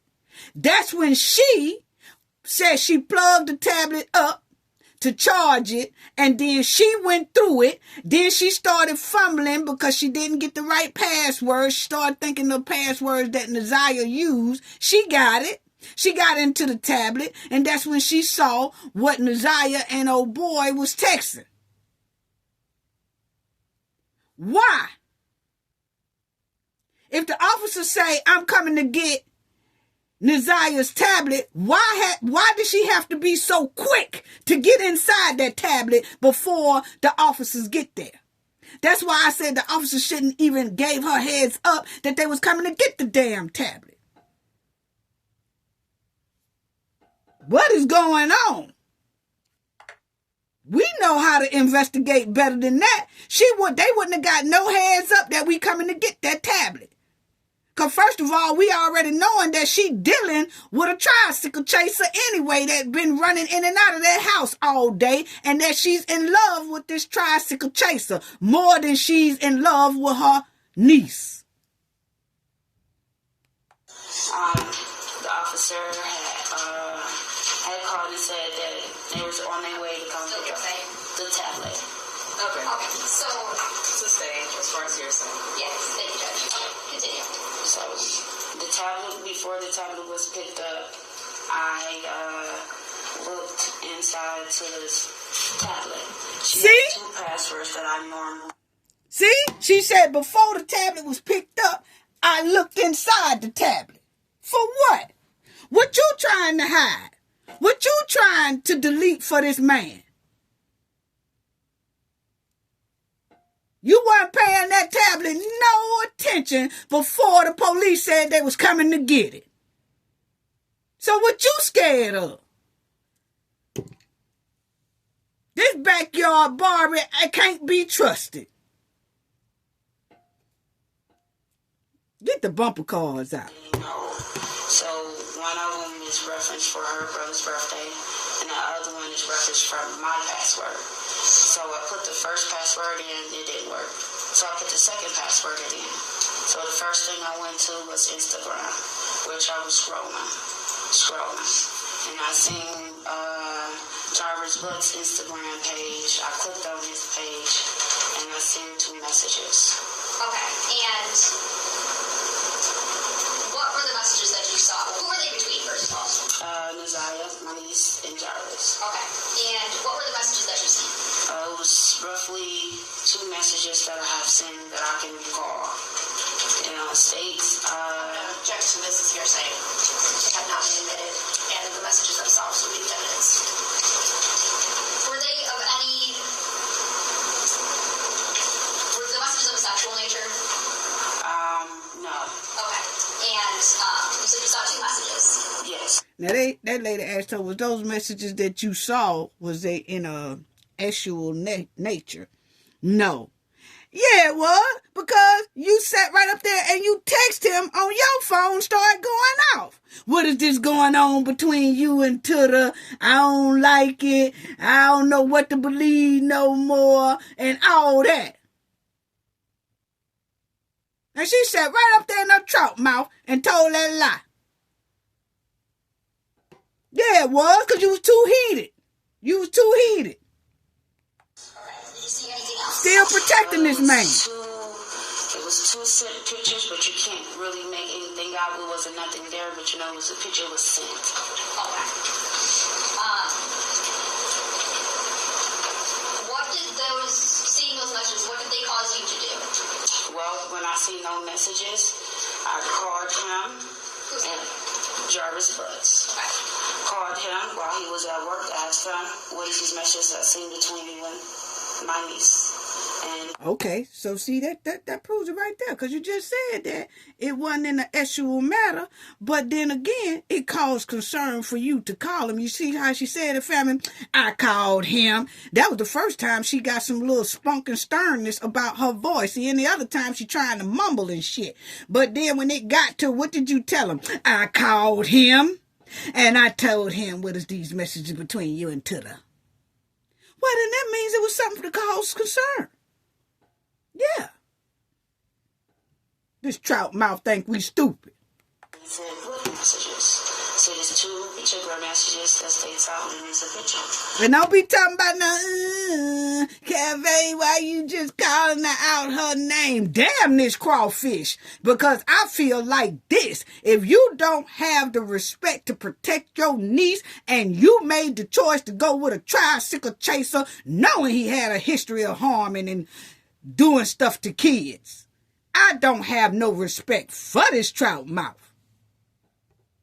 And he stated that, I don't know, these messages, I told him what the messages were, and he said it was... And then she seen them text messages and then gonna holler when the lady said was they actual, she gonna say no. But then when she said, well, when you seen him, what did you do? I called him. Now all of a sudden she got some bass and mad in her voice. Yeah. The Texas made you mad because you knew it was something in there that was nasty. Why ain't she in jail for tampering with evidence anyway? Because she clearly tampered in that tablet that she wasn't supposed to. When them police said they coming to get the tablet, that's tampering with evidence because she clearly kept on using passwords to get in there before the cops get there. Our children was messaging him, and I stated no because I know how our children will text. Okay. And reading those messages, is that what caused you to text Mr. Butts, yes. Mr. Butts, in that you see the messages in the inbox and you don't really know what to believe anymore? Correct. Okay.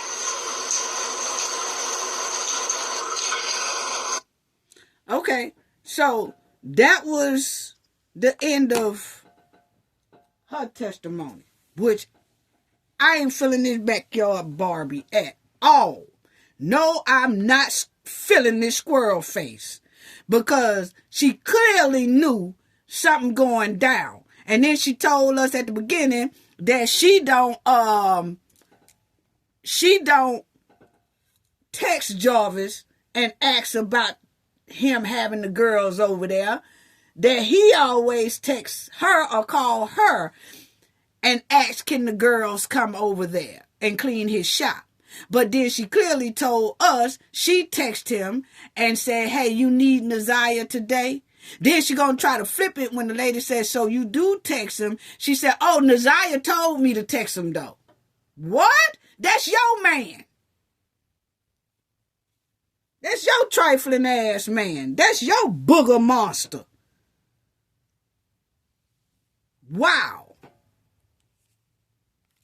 So let's listen to the next testimony. Okay, so were you asked directly whether Naziah came home? So my mom was still in the car. I was inside the house. They was coming to the house, walking up to the door. When I opened the door, they asked me. Mom said, did Naziah come home? I said, no. Now this is when her, Naziah's auntie, and Naziah's grandmother, they all living in the same house together. They realize Naziah has not came home. And this is what she says happens when they find out that Naziah is not coming home. And did you Well, not home yet. any sort of looking for Naziah that night? Yes. What did you do? I called my friend's sister. I called some of her friends that I know that stays close by. If they had seen Naziah, heard from Naziah and everything. And when I reached out to my sister, she said no. Her friend said no. So after that, I asked my mom if she want me to call police. She said no, she will take it up in the morning. Y'all heard that? She said when Naziah did not come home, they just called around to her friend's house asking, have they seen Naziah? Nobody got up off their ass and went riding and looking for Naziah. Because if they had her, they would have saw that Naziah was at this man here shop. She was with this man until 8 o'clock that night. They are looking for Naziah because Naziah usually walks through the door, they say, about 3 o'clock. Naziah don't walk through the door. They waited about a couple of hours. She texts him and said, hey, do you know where Naziah is? We haven't seen Naziah. He don't say nothing. Then she texts him back and say, still no tutor. He says, oh, wow. And the whole time she's with him at his shop and his partner's shop. Y'all will hear his partner in a minute. And some more people. Wow. But then she says, I told my mama what you want to do. And she said, we just going to wait until the morning. And then we'll see what we can do then. What? Y'all went to sleep soundly with this girl not at home? And say y'all gonna wait until the morning to contact the police or anybody about she's missing? She's disappeared? Nobody see, y'all said y'all called all her friends, nobody seen her. This stinks to high sky. It's given they knew about it. And Ms. Harris, do you know someone or did you know someone by the name of Naziah Harris? Yes. And who is Naziah to you? My granddaughter. Now that's her grandma. Are you her legal guardian? Yes, I am. When did you become her legal guardian? I adopted Naziah. That's Naziah's grandmother, y'all. 2016. She adopted Naziah in 2016. 2019, we moved in that house and then moved in the house that I am now, which is still on Bedford. Okay. And did Naziah make those? Now, this is the lady that the auntie, Naziah's auntie, which is her daughter, says that the auntie said, I told my mama, which is her, and the grandmama said, we'll just wait until in the morning. Wow. Moves with you? Yes. And in January of 2024, at that Bedford location, who else lived there? Just me, the kids. My other daughter lived with me at the other address. But it was just basically me and my kids and Shannon. And who is Shannon? My daughter. And what's her last name? Harris. And she lived with you and Naziah and the other kids at the Bedford location? At the first Bedford location. Okay. At Yes. that first Bedford location, how many other kids in addition to Naziah lived there? My other two, my grandson and my other grandchildren. Okay. So how many kids total in that house?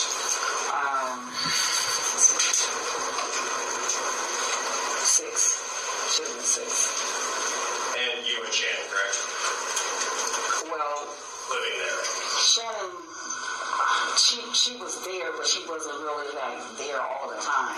Okay. She would spend more majority of her time at my house, but actually Shannon had her place out in Clinton Township. Now, you see how the mama trying to separate Shannon from being in the house. See, she trying to separate Shannon from living in her house because she know that Shannon goes with Jarvis.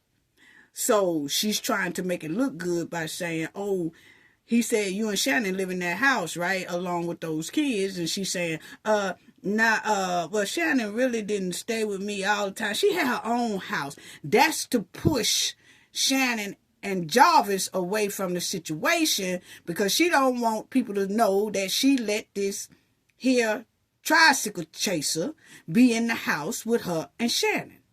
Okay? That's all it's given. And that tricycle chaser, by going with her daughter, Shannon, would make him be around Naziah and the other 6 kids she got in that house. She also has 2 adopted kids that she has adopted. It's looking like just want checks.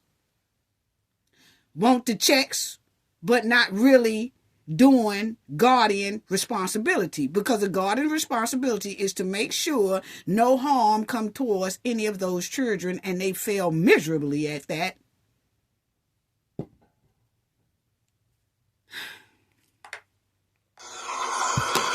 Does that include Naziah? You would drop her off at JD?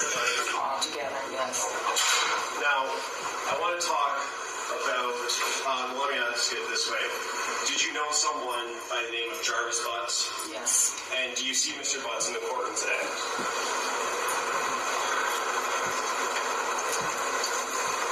If you need to stand up and look around. Now, family, this pissed me off to the maximum. To the maximum. That he asked her, do you see Jarvis in this courtroom? She gonna act like she don't see him and look the opposite direction. Look around the room in the opposite direction to keep from saying that he go right there sitting in the jail jumpsuit or the jumpsuit, whatever. She tried to act like she can't see without her damn glasses on. So they had to go get her, send somebody outside to go get her glasses so she could put her glasses on. Then she gonna say, oh yeah, I see him right there. You had already seen him right there. And if you can't see just that little, Jarvis wasn't nothing but about 15 feet away from her. If you couldn't see him, how in the hell did you see walking up on that stand? See, this is what I'm talking about trout mouth people playing in our face. You walk right on that stand, family. This lady walked in the courtroom. They showed her. She walked in the courtroom. She didn't have her glasses on. She walked in the courtroom, walked around the counter, opened up the little door to go in, and then signed her name down there. Then stood up there, held her hand up to get sworn in. Then walked up 2 steps without falling. And then sat her stinking ass down there in that seat without fumbling, without stumbling. She sat down very well. When that lawyer who was standing by Jarvis asking her questions, she was looking at that man, shaking her head. She saw that man. But when he said, do you see Jarvis, who was right by him, she acted like she was blind as hell. This is another red flag. Anyway,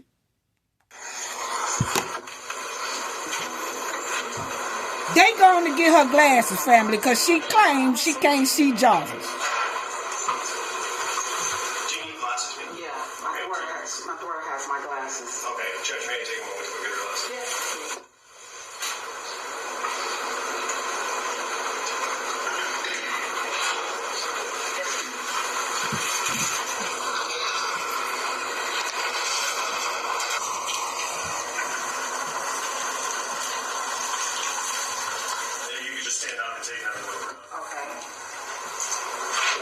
Do you see Mr. Butts in the courtroom today? Could you point to him and identify the piece of clothing that he's wearing? You seen him. Witnesses identifying Jarvis Butts in the trial on this matter. And, Ms. Harris, how did you know Mr. Butts back in January of 2024? He's the father of my daughter's children. And is that daughter Shannon Harris? Yes. Okay. How many kids do they have together? 5. And would he come around your house on Bedford in January or the months leading up to January?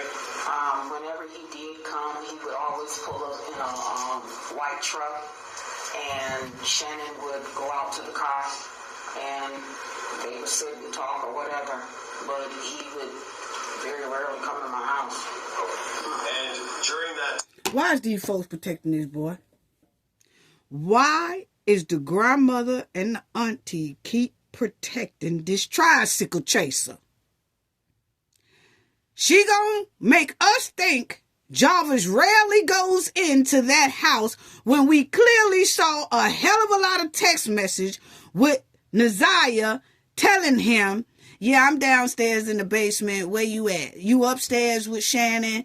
And then he said, I'm upstairs with Shannon. I'm going to make it downstairs in a few minutes and all that stuff. He clearly in that house. Hold on, Naziah. Time when he would come around and sit in his car, was there any times that he would interact with Naziah that you saw? Not that I remember, no. Okay. Now I want to talk specifically about January 9th. You had described your morning routine with the kids. Did you follow that routine on January 9th? Yes, I did. And did that include dropping Naziah off at J.E. Clark 7:15 to 7:30? Yes. And can you tell us what she was wearing on January 9th, 2024? Yes, she was wearing a pair of light powder blue jeans with a light powder blue jacket that had the black little fur around the collar. It was like a two-piece set. And did she have a sweater on or a shirt on or something? She had a shirt. She wore a shirt underneath it. And you remember, did she have any other clothes with her on the 9th when you dropped her off? She had her little blue sweatshirt with the little hoodie. She had that with her. And yes. Yes, I'm sorry. And what time would she normally arrive back at home? Naziah would be walking in through the door maybe 3:05, no later than that. And on January 9th, did she walk in at 3:05? No, she did not. And were you home when she didn't come home?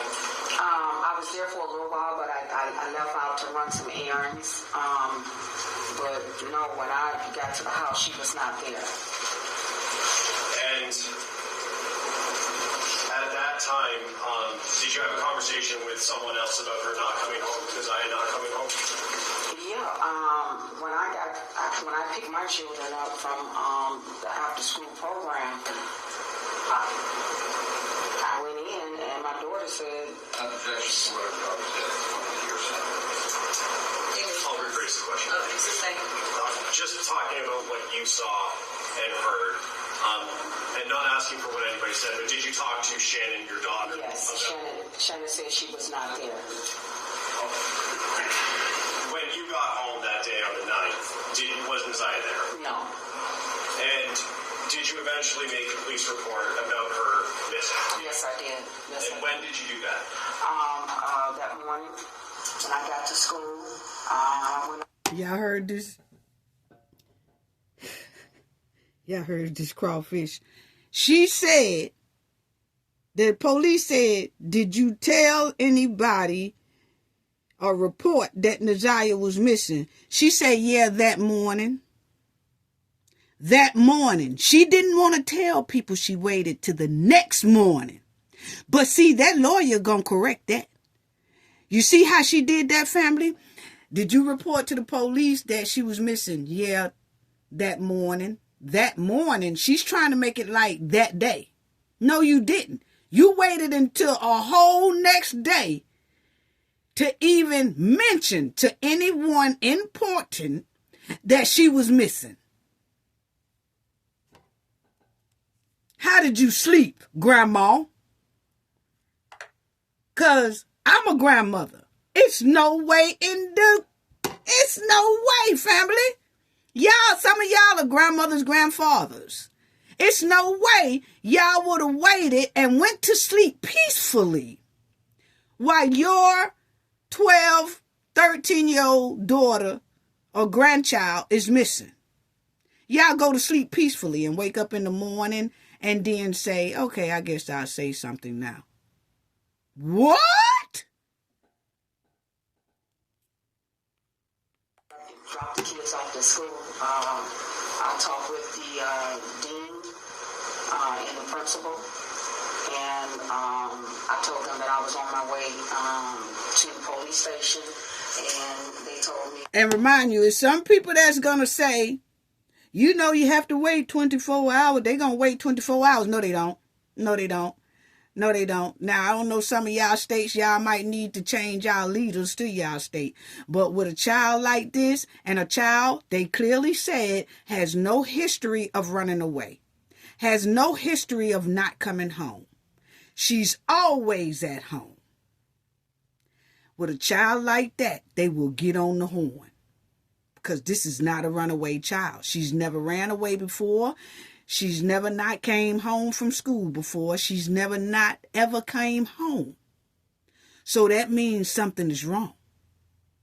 And the police department will get on that. Versus if you do have someone who's used to running away a lot and staying gone, then coming back, then running away, then coming back, then running away, it's totally different. This child here never done that. They were called the police, and the police, DPS police came there. And you said DPS, is that Detroit Public Schools? Yeah. You talked to an officer at that time at the school? Yes, I did. And was that at J.E. Clark physically at that location? Yes. And you said that morning, are you talking about the morning of the 10th? Yes. Mm-hmm. See, they said the morning of the 10th. Naziah was missing on the 9th. She still didn't go to the police family. She went to the school and said, is she in school? And they said no. And that's when she said that she didn't come home yesterday. So the school called the police, not the grandmama. Wow. Wow.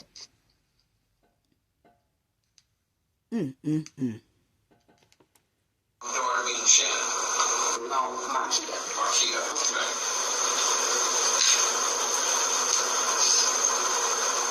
And did Naziah have any close relationship with any of these children particularly?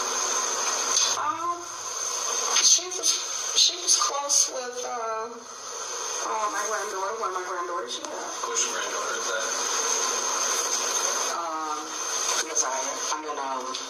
Janiyah. All of their names. Janiyah is her cousin.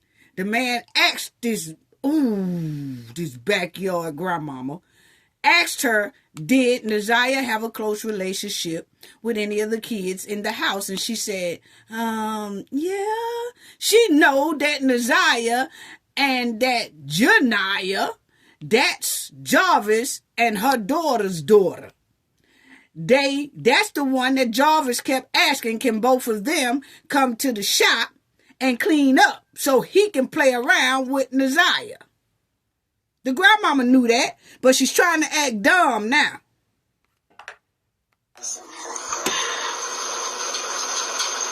They need to be questioned hard and brought in for child neglect. My opinion. Is Shannon's daughter? Yes. That would be Jarvis's daughter as well, correct? Correct.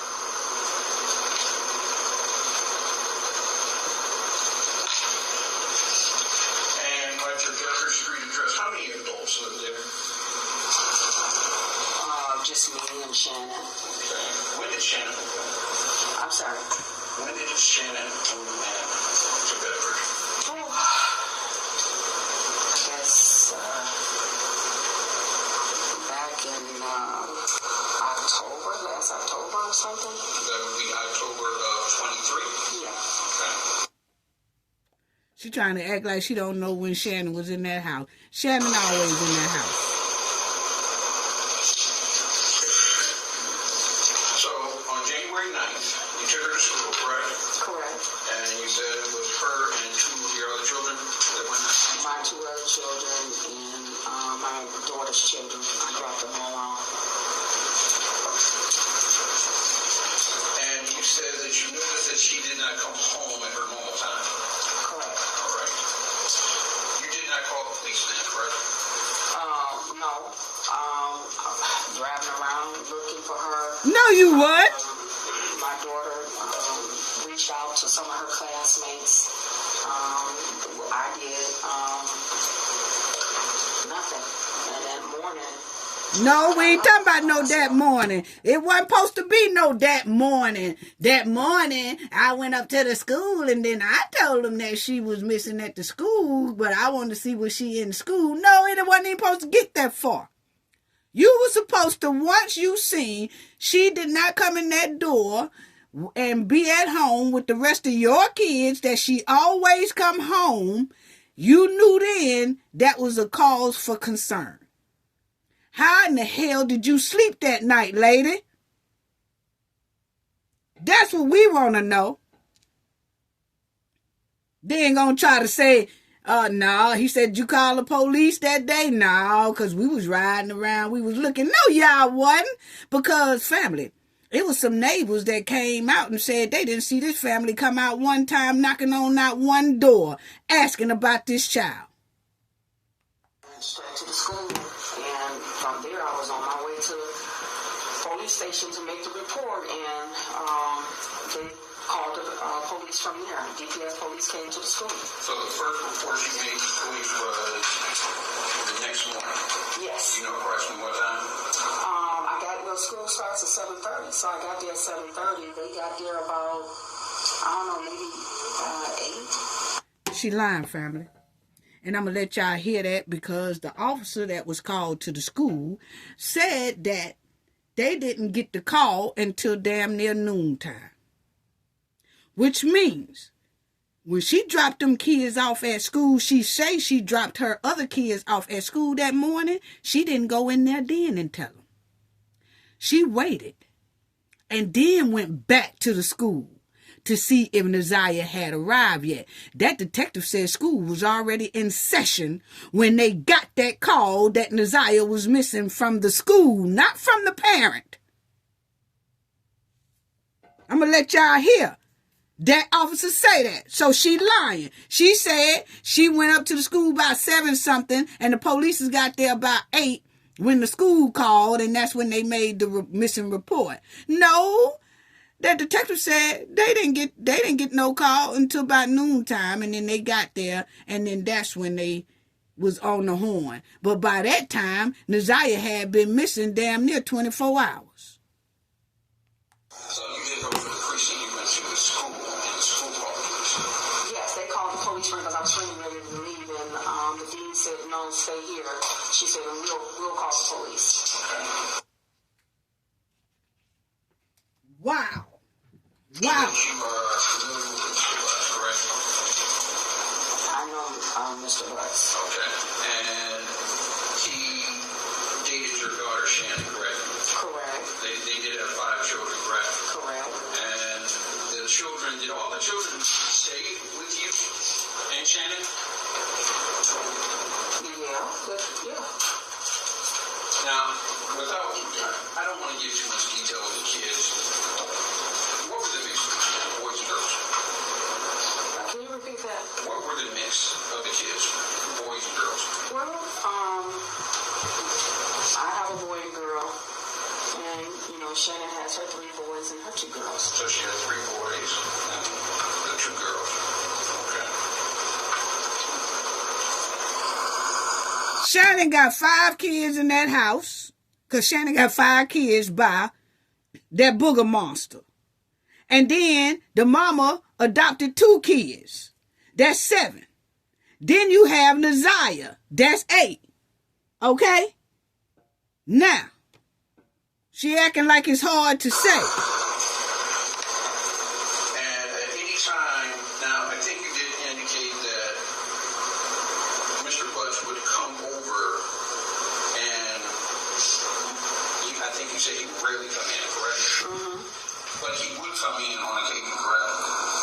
Not really on occasions, because most of the time when he came in, he would pull up in my driveway, and my daughter would go out to the truck, and a lot of times the kids would go out to the truck. So it was very rare if he ever came in my house. That lady lying.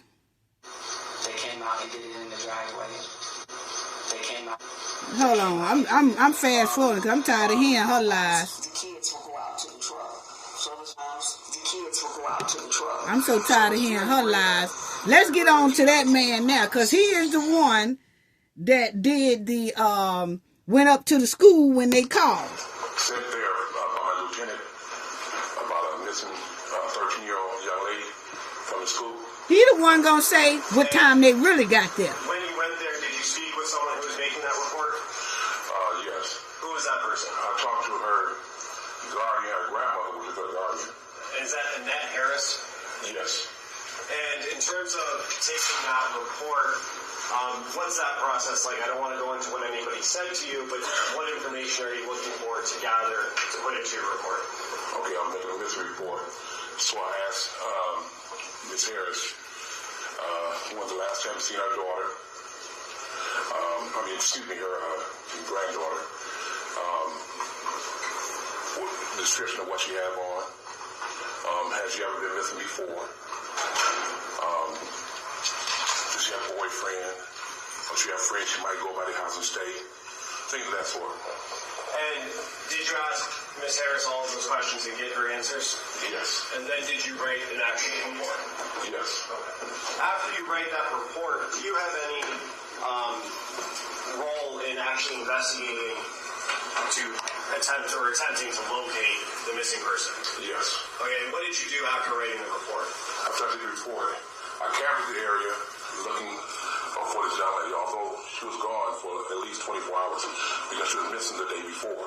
See? We didn't find anything, so I followed the bus number that she was on. I got the video, and it showed where she got off the bus at Cornwell 3 Mile. You said Cornwell and 3 Mile? Cornwell 3 Mile. Okay. And from that point, like I said, we went to the house, talked to the guard at the inn, talked to some of the people in the house, and then we went on in and let it go from there. Sorry, just to be clear, you keep on saying we. So, see, he said she was already missing 24 hours. And you said you met with Miss Annette Harris on the 10th? Yes. And that's of January. Check this out, family. Yes. That was early in the morning? Around between 11 and 12. So school was in session at that time? Yes. See, school was in session at that time. He said 11 or 12. The grandmama sat right up there and told that lie and said she went up there at 7 o'clock. She probably did drop the kids off, her other kids off at school the next morning at 7 o'clock, went back to the house, chilled for a minute, and then said, let me go and check the school and see that she come in late. And then went up to the school again, and then that's when she told them people Naziah was missing and hadn't came home yet. So then the school said, well, we'll call the police here. And so they called the police. But the grandmama never did call the police on her own. It was the school that did it, but it was about 11 or 12, like that officer said. It's something stinks. And that mom needs to be investigated. The grandmama. Ms. do you remember talking to Detroit police back on February 26th? That's Jarvis' sister. Yes. And what's the reason that you went and talked to Detroit police? I had reason to believe that. This is his sister, the boogie monster, the tricycle chaser sister. Well, she said that she asked her brother, which is Jarvis, to check her car out. And when she went to the shop, she saw Naziah this same day. When she got off that bus, she met Jarvis and was at the shop with Jarvis. But she didn't know who the little girl was. Naziah, the day she went missing. Tell me about that. What makes you believe that you saw Naziah on the day she went missing?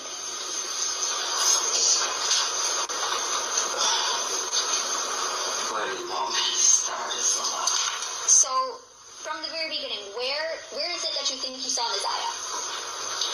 At the shop on Harbor Encounters. Okay, and whose shop is it? My brother Jarvis Butts and his partner. Okay. What's the reason you were at your brother's shop that day? Something was wrong with the car that I was driving, and I just needed him to check it out to make sure it was safe for me to drive.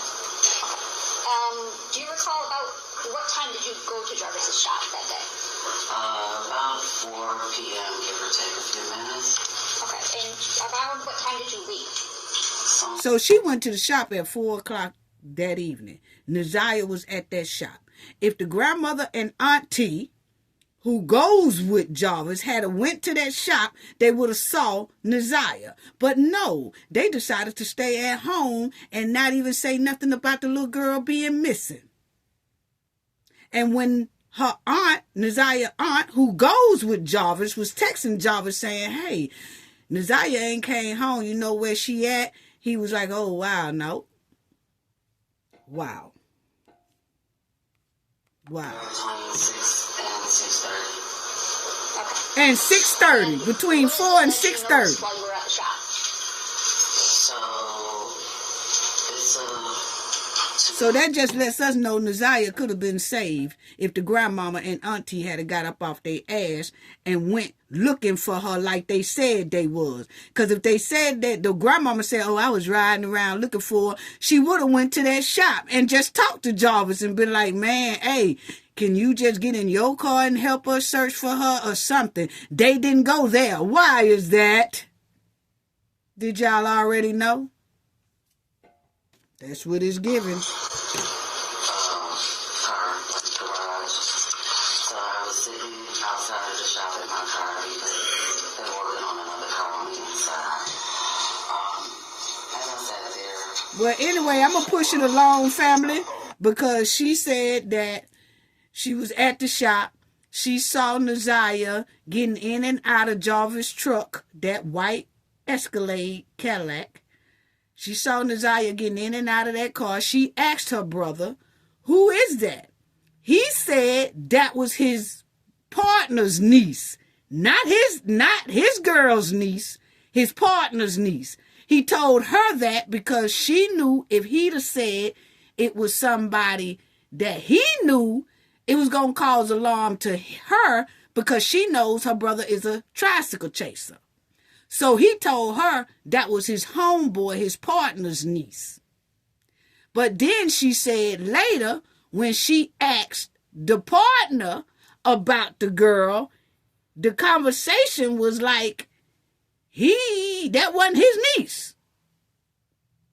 And she said it wasn't until I think the next day when the police contacted her and told her that this little girl was missing, she said, I seen this little girl at the shop. She was with my brother and his partner. That's when the police started swarming around her brother and the partner that we saw earlier, Cordell. Yeah. Wow. So I'm going to push it to the next person. Is that based on information you were seeing in the news and things like that? Well, it was based on when the detectives came. At 9,000 Connors. Okay, did you ever talk to his business partner, Cordell, right? Okay. Now. Is it fair to say that Mr. Butts was very protective of his phone around you? Now, that's, hold on, I went too far. I just needed him to change. I just needed him. One piece thing. For the record, the witnesses identified Jarvis Butts, the defendant. Okay.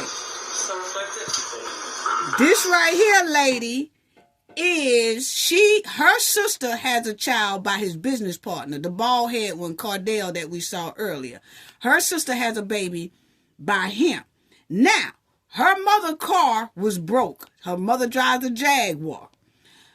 Cordell and Butts was working on her mother's car at their shop. When they fixed the car, they brought the car to her and her mom's house. They bought the Jaguar and said, here you go, it's fixed. When they bought the car to their house, it was probably about 7-something at night.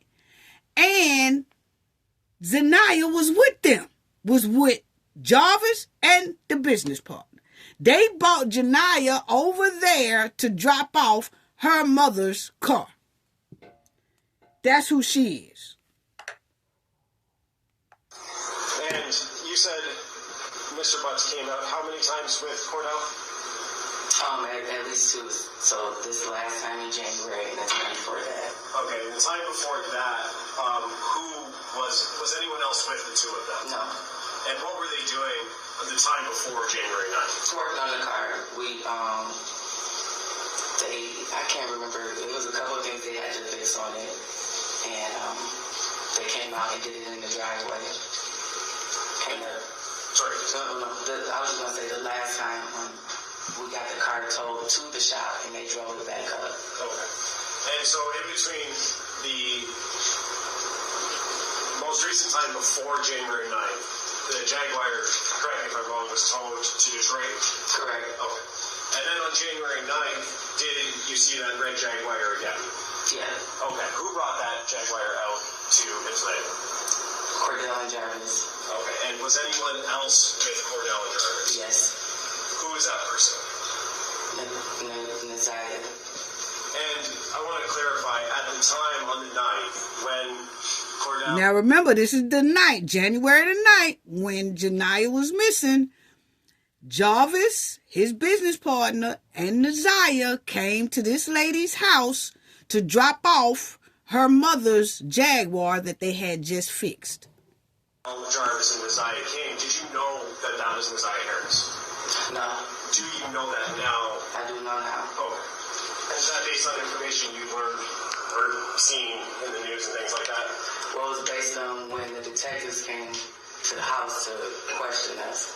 That's when I found out who she was. But at the time on the 9th, you didn't know? Is that a no?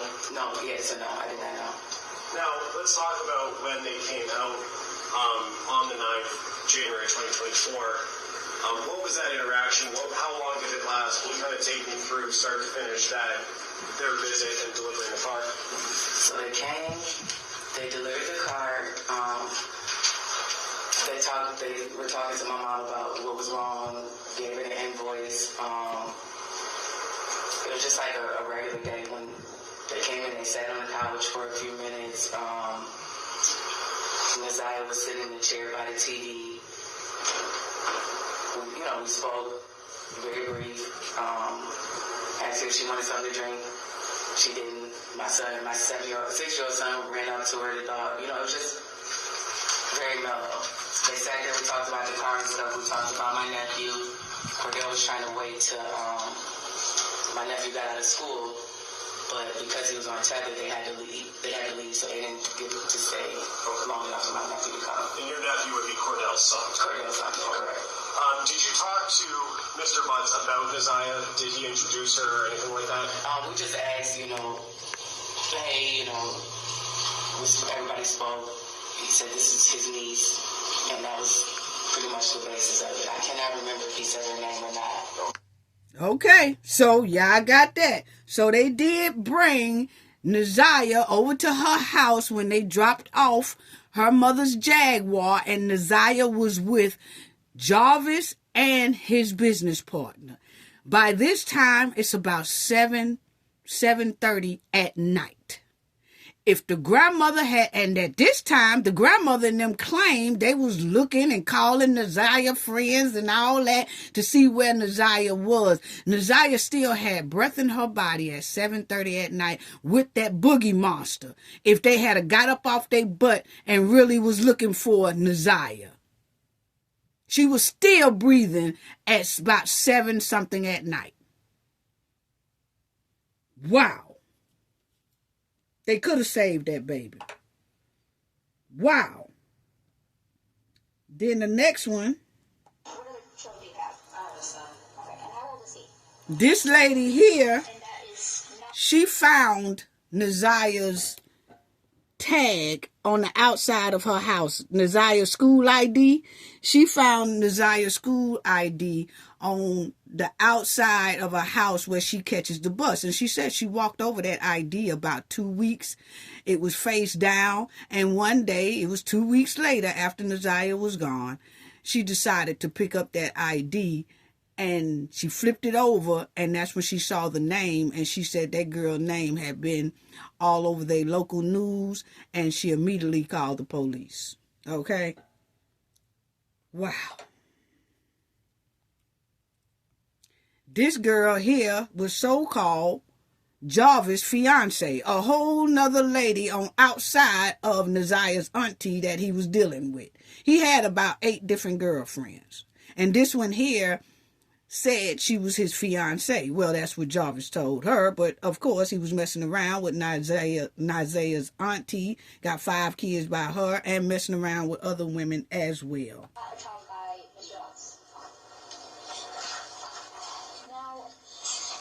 do you recall, taking back to February 15, 2024? Do you remember that time? Yes. Okay. Now I'm trying to figure. Now, I'm going to stop it right here, but that's his fiance. And she said she didn't know that Jarvis was, dealing with she knew he was dealing with other women, but she didn't know, like, to the depths of what it is now. She has no kids or nothing like that by Jarvis, but she was his fiance. Not no more, okay? Then you had this one here. This is the one that Jarvis borrowed her car the day after Naziah was missing. He used her car for something, and she said he was gone all day long with her car. Bought her car back. When he bought her car back, that's when her son was in the back seat playing with some glasses. And she snatched the glasses from her son, and she asked Jarvis, where do these glasses come from? And Jarvis told her, oh, that's my son's glasses. Which really, they was Naziah's glasses. Naziah wear glasses. She didn't know that at the time. Until later on. Okay? And they was the exact glasses that Naziah wear. This is the business partner. And now let's listen to what the business partner had to say, and you will hear their jail call as well. How did it come about that he borrowed your car? Now, he borrowed that chick car. We already on that. Hold on.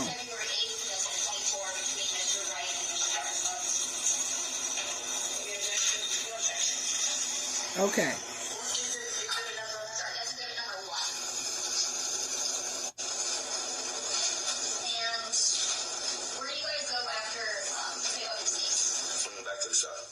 Okay, that's the business partner I want. Hold on.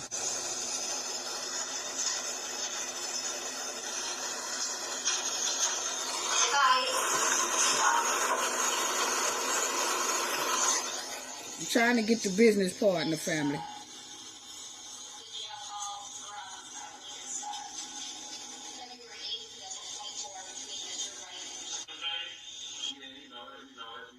Yeah, that's it.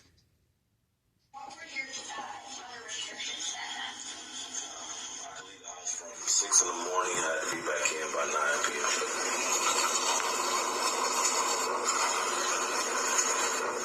p.m. Now, at the time him and Jarvis is doing this business thing and Naziah was with them, he's already was on some type of probation where he had an ankle monitor on. And he have to be in the house by 9 p.m. every night. Okay? So, when Naziah was with him and Jarvis, and they took that Jaguar back to the lady after they fixed it, they went back to the shop with Naziah, and then he'll tell you what happened after that. Okay? Yes, I do. How do you know Jarvis? I first met him, we worked together at a shop called Frank's. And then we owned the shop together. And do you see Jarvis was in the courtroom today? No. Would you be able to stand up so you can look around? Yes.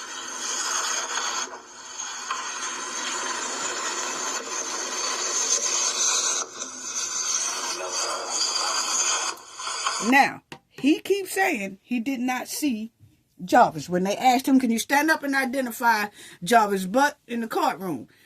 They said, do you see him? He said, no. They told him to stand up and look. He stood up and looked. He said, no. Now, I don't know if that means that, this fool here dead to me, or if he was just didn't want to identify Jarvis.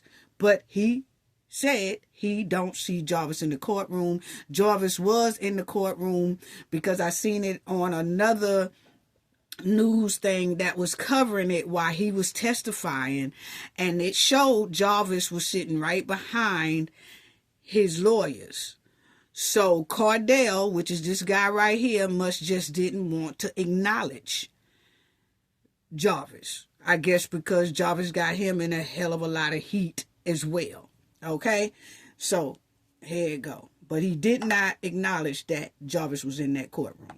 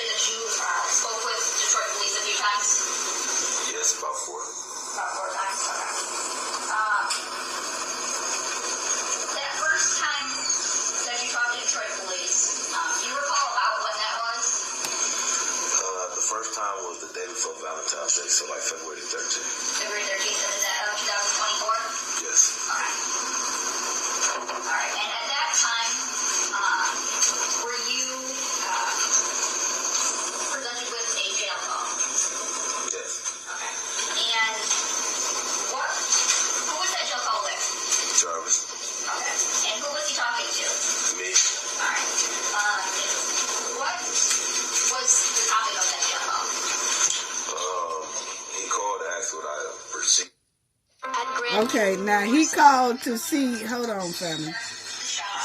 He called to see, that what he's telling about the jail call. So Jarvis spotted someone? Yes. Who does he say that he spots? His niece. His niece, okay. And do you recognize his niece? Yes, when I see her, when he pointed her out to me, yes, I recognize her walking across the street. Okay. And so you guys pull over. I wanted y'all to hear that jail call.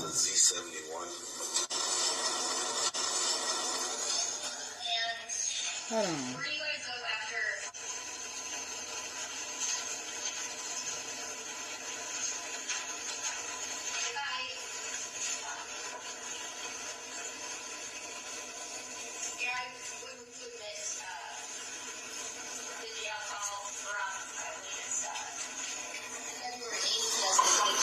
This the jail call.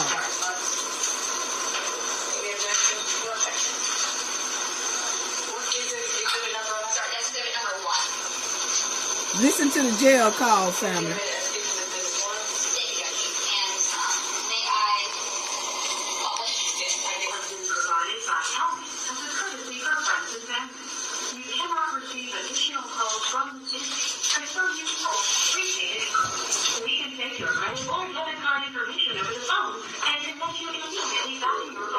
This call is subject to recording and monitoring. Press 1 to accept all communications from this. Thank you for using Tony. My guy, what's up, man? Not shit, man. What's happening? Not shit, man. How you feel? My bad, I missed your call. I was working like a motherfucker. I figured they said you said you're 96, 7, baby. Yeah, you know it. What's up, my nigga? What's up, bro? You know it. Hey, shit. Man, I'm calling, man. These bitches ain't put my money on my motherfucking books, bro. Oh, yeah, take a minute for them to put that shit on there. You can be walk in with it, man. They be playing it crazy. Yeah, I swear to God. Hey, you got some machine and shit. You show you straight, me. I mean, I'm going to come out and do that, man. Yeah, you know, I'm supposed to, I had some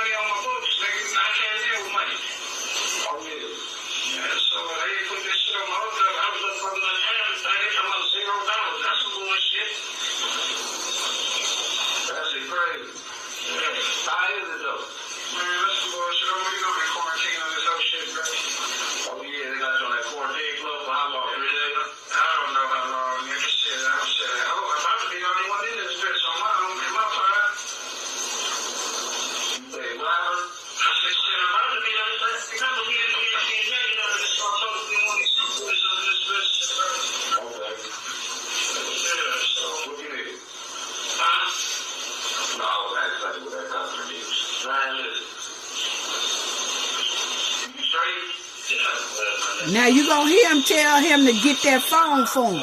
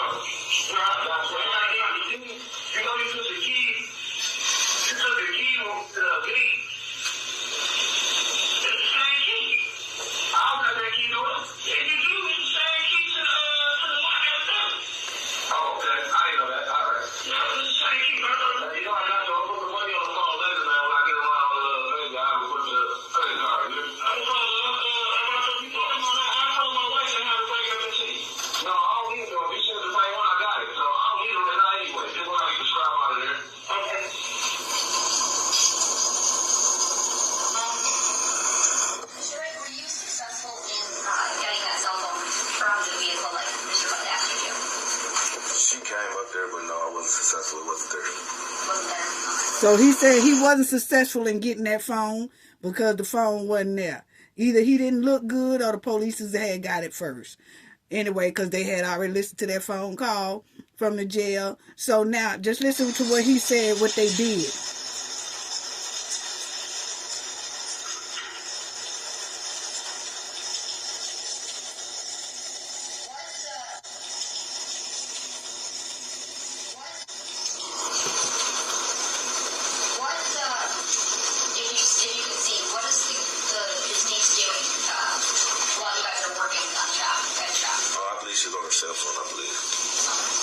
He said Naziah was on her cell phone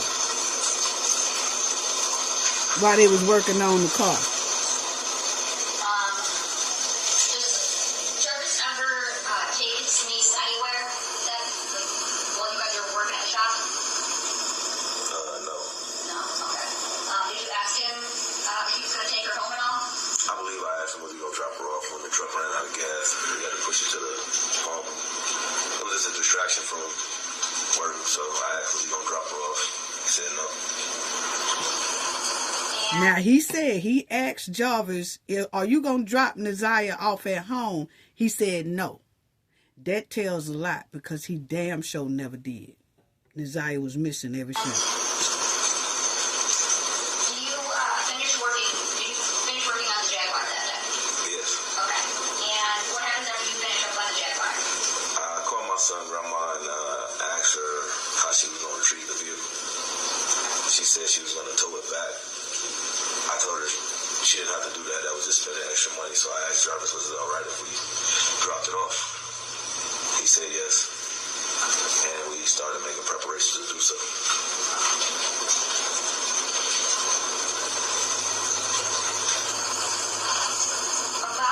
And so we all know what happened after that. He said he asked Jarvis after they fixed the Jaguar, hey, would you like to take the Jaguar to my baby mama's house? And Jarvis said yeah.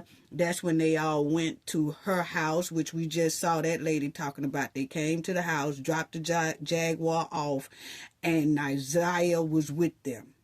She was with them and she left with them. He says after that, it was about 8:45 when they got back to the shop. And he said he was pushing for time because, remind you, he got a bracelet on his ankle that said he have to be back at the house at 9 p.m. So at 8:45, when they returned back to the shop, he jetted and went back home and left Jarvis and Naziah together. And that was the last time Naziah was ever seen. Okay? Wow. And Jarvis also got a hotel that night. Rather, the hotel shows him and Naziah going into the hotel, but it does not show Naziah coming out of that hotel. This is what the judge said at the end of everything. They look exactly like the glasses. They look exactly like the glasses she had on in her last picture, according to the witness. There's no mention of CPS. This is the judge. I wonder what their involvement was over the years, because this was not just a one-year thing. There are text messages at least from 2022 to her adoptive grandmother, Annette Harris, whose testimony, in my opinion, was very questionable. She said her testimony is questionable. Put her on the stand to establish Naziah's residence and the house on Benford and the regular routine, to establish also that Naziah was not a runaway child, that she was not a bad kid. I do believe she adopted Naziah. I do believe that she had 6 kids in the house. I believe that Naziah had on a dark hoodie the day she went missing, and that she had on red and black Nikes that day. What's hard to believe is that the defendant never came into the house as she testified. And there was also a minor that testified that he did as well. Text messages that show between him and Naziah that he did in the basement, saying he was going to the shower, stealing her panties. He was always lurking around that house and asking for Naziah and Naziah. Exactly. I even thought about the breakfast routine and saying that all the kids like eating breakfast at school. Did they have a choice? I don't know. But to always send those girls up there to clean up the shop raises questions. And how were there 2 women in that house who had birthed children themselves who did not notice that Naziah was pregnant? And I believe she was. Exactly. And not having her period. And they said Naziah was pregnant. And like the judge said, how do 2 women be in the house and don't notice that this child is pregnant? And she had to call him sometimes. In some text, you'll see her asking him for pads about a year prior. Like he supposed to be supporting her when she's supposed to be buying pads. She getting a check for all them kids. And her. It's sad. Listen to the judge give her closing statement. Today, begging Jarvis for pads as if she didn't have anyone else to give her. And what stood out the most was when Annette Harris stood on the stand, and she learned around 6 p.m. that Naziah did not come home from school. Grandmama. And said she looked around for her and decided to wait until the next morning to call the police. What? Without a tear, without emotion, or any expression of being devastated. And to her Aunt Shannon, who also showed no emotion, expression, of being devastated from Naziah going missing. She stated that she had friends help look for Naziah, but was directed to just wait until the morning to call the police. A grown woman who likely suspected something strange going on didn't feel the need to call the police either. They were both able to go to sleep at night without hearing from Naziah or having any indication that she was coming home at night. And of course, the defendant, who I will get to in a minute. I don't know who else failed Naziah, but the committee did. As far as the people establishing probable cause, I will focus on count 1, as it's been stated that there is no contention with counts 2 and 3. In count 3, I will amend based off of the motion and the testimony I heard that Naziah was 12 and not 13 at the time that Jarvis Butts had sexual intercourse with her. The prosecution is correct. You do not have to have a body to establish first-degree premeditated murder. It would have been a much shorter exam had her body been found, but this is where we are. In the last 365 days, no text messages. We all heard today and yesterday that she was very active and frequently texting. No social media for a year. We heard through testimony that she was also active on social media. No phone calls, which she was also able to do according to testimony. no physical sighting of her by anyone. She never came back to school. No one has seen her. Medical records dated from July 2014 to October 2023 indicated that she had no life-threatening medical issues that would lead to a natural cause of death. The black hoodie found in the area of St. Muhlenberg with her DNA and blood. Sorry, family. In the hoodie, consistent with some sort of struggle, violence, or weapon being used. And we know that there were no holes in that hoodie when she wore to school. We saw a picture of her in a black hoodie on her last day. Everyone saw her. I do believe her grandma testified truthfully about the sweatshirt that she had on, and that was actually her. And the border agent, who said that no evidence of animals would have destroyed. I'm doing a lot over here, family. I'm sorry. To possibly lead to animals tearing up that hoodie. The clear glasses found in the blue Nissan the day after she went missing. My bad. The behavior of the defendant when he snatched those glasses. They looked exactly like the glasses she had on in her last picture, according to the witness. The shoes that her brother described as the same shoes that were found also in the area of Southern Muhlenberg, their hoodie. While this is still probable cause, the evidence all points to Jarvis Butts. His locations, him being seen with her last, the abortion searches, the abrupt silence between the two of them in text messages, and the constant lies he told throughout the entire investigation. And they were proven to be lies with text messages and other testimony.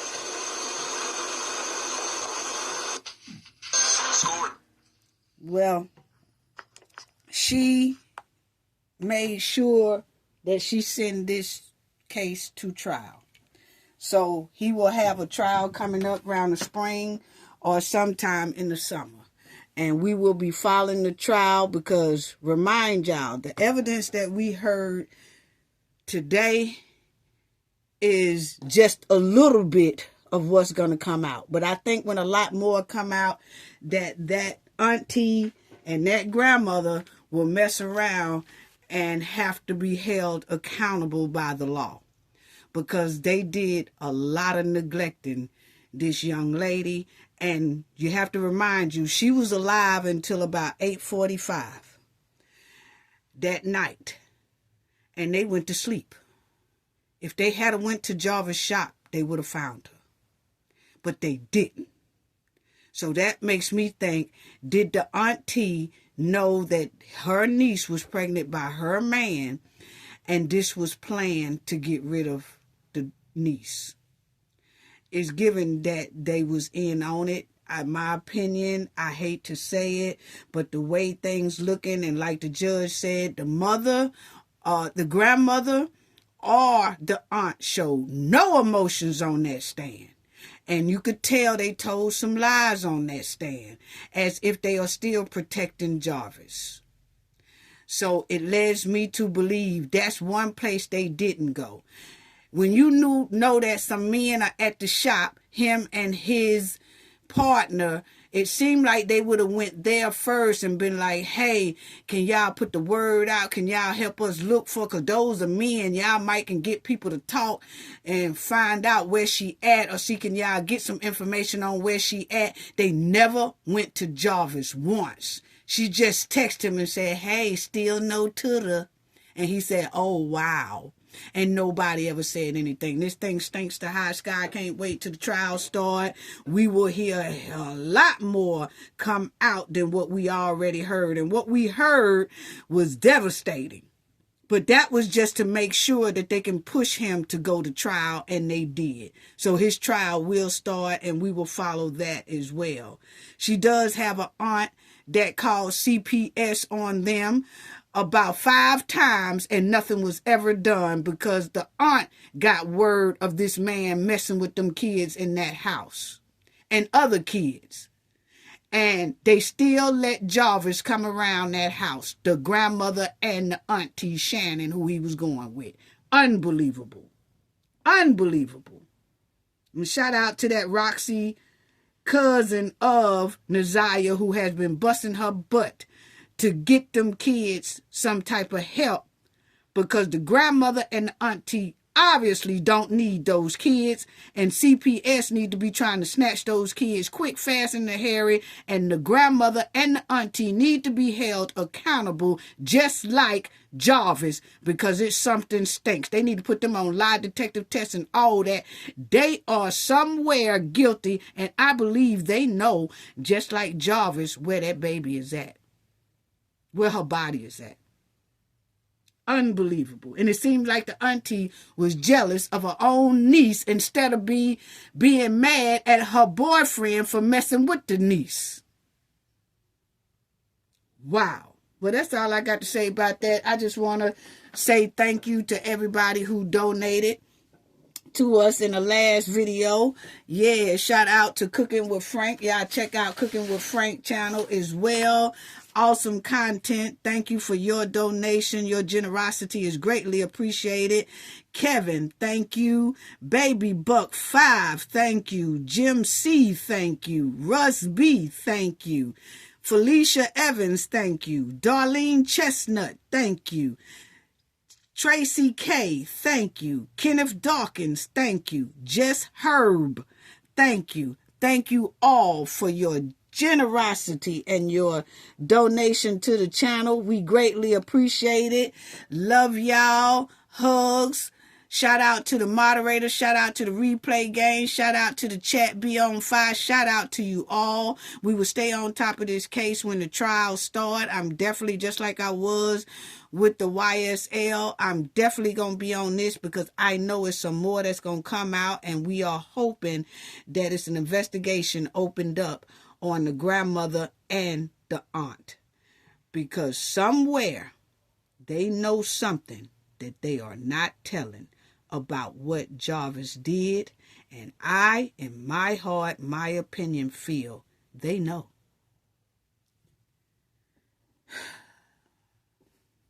Shout out to everybody. Shout out to the subscribers as well.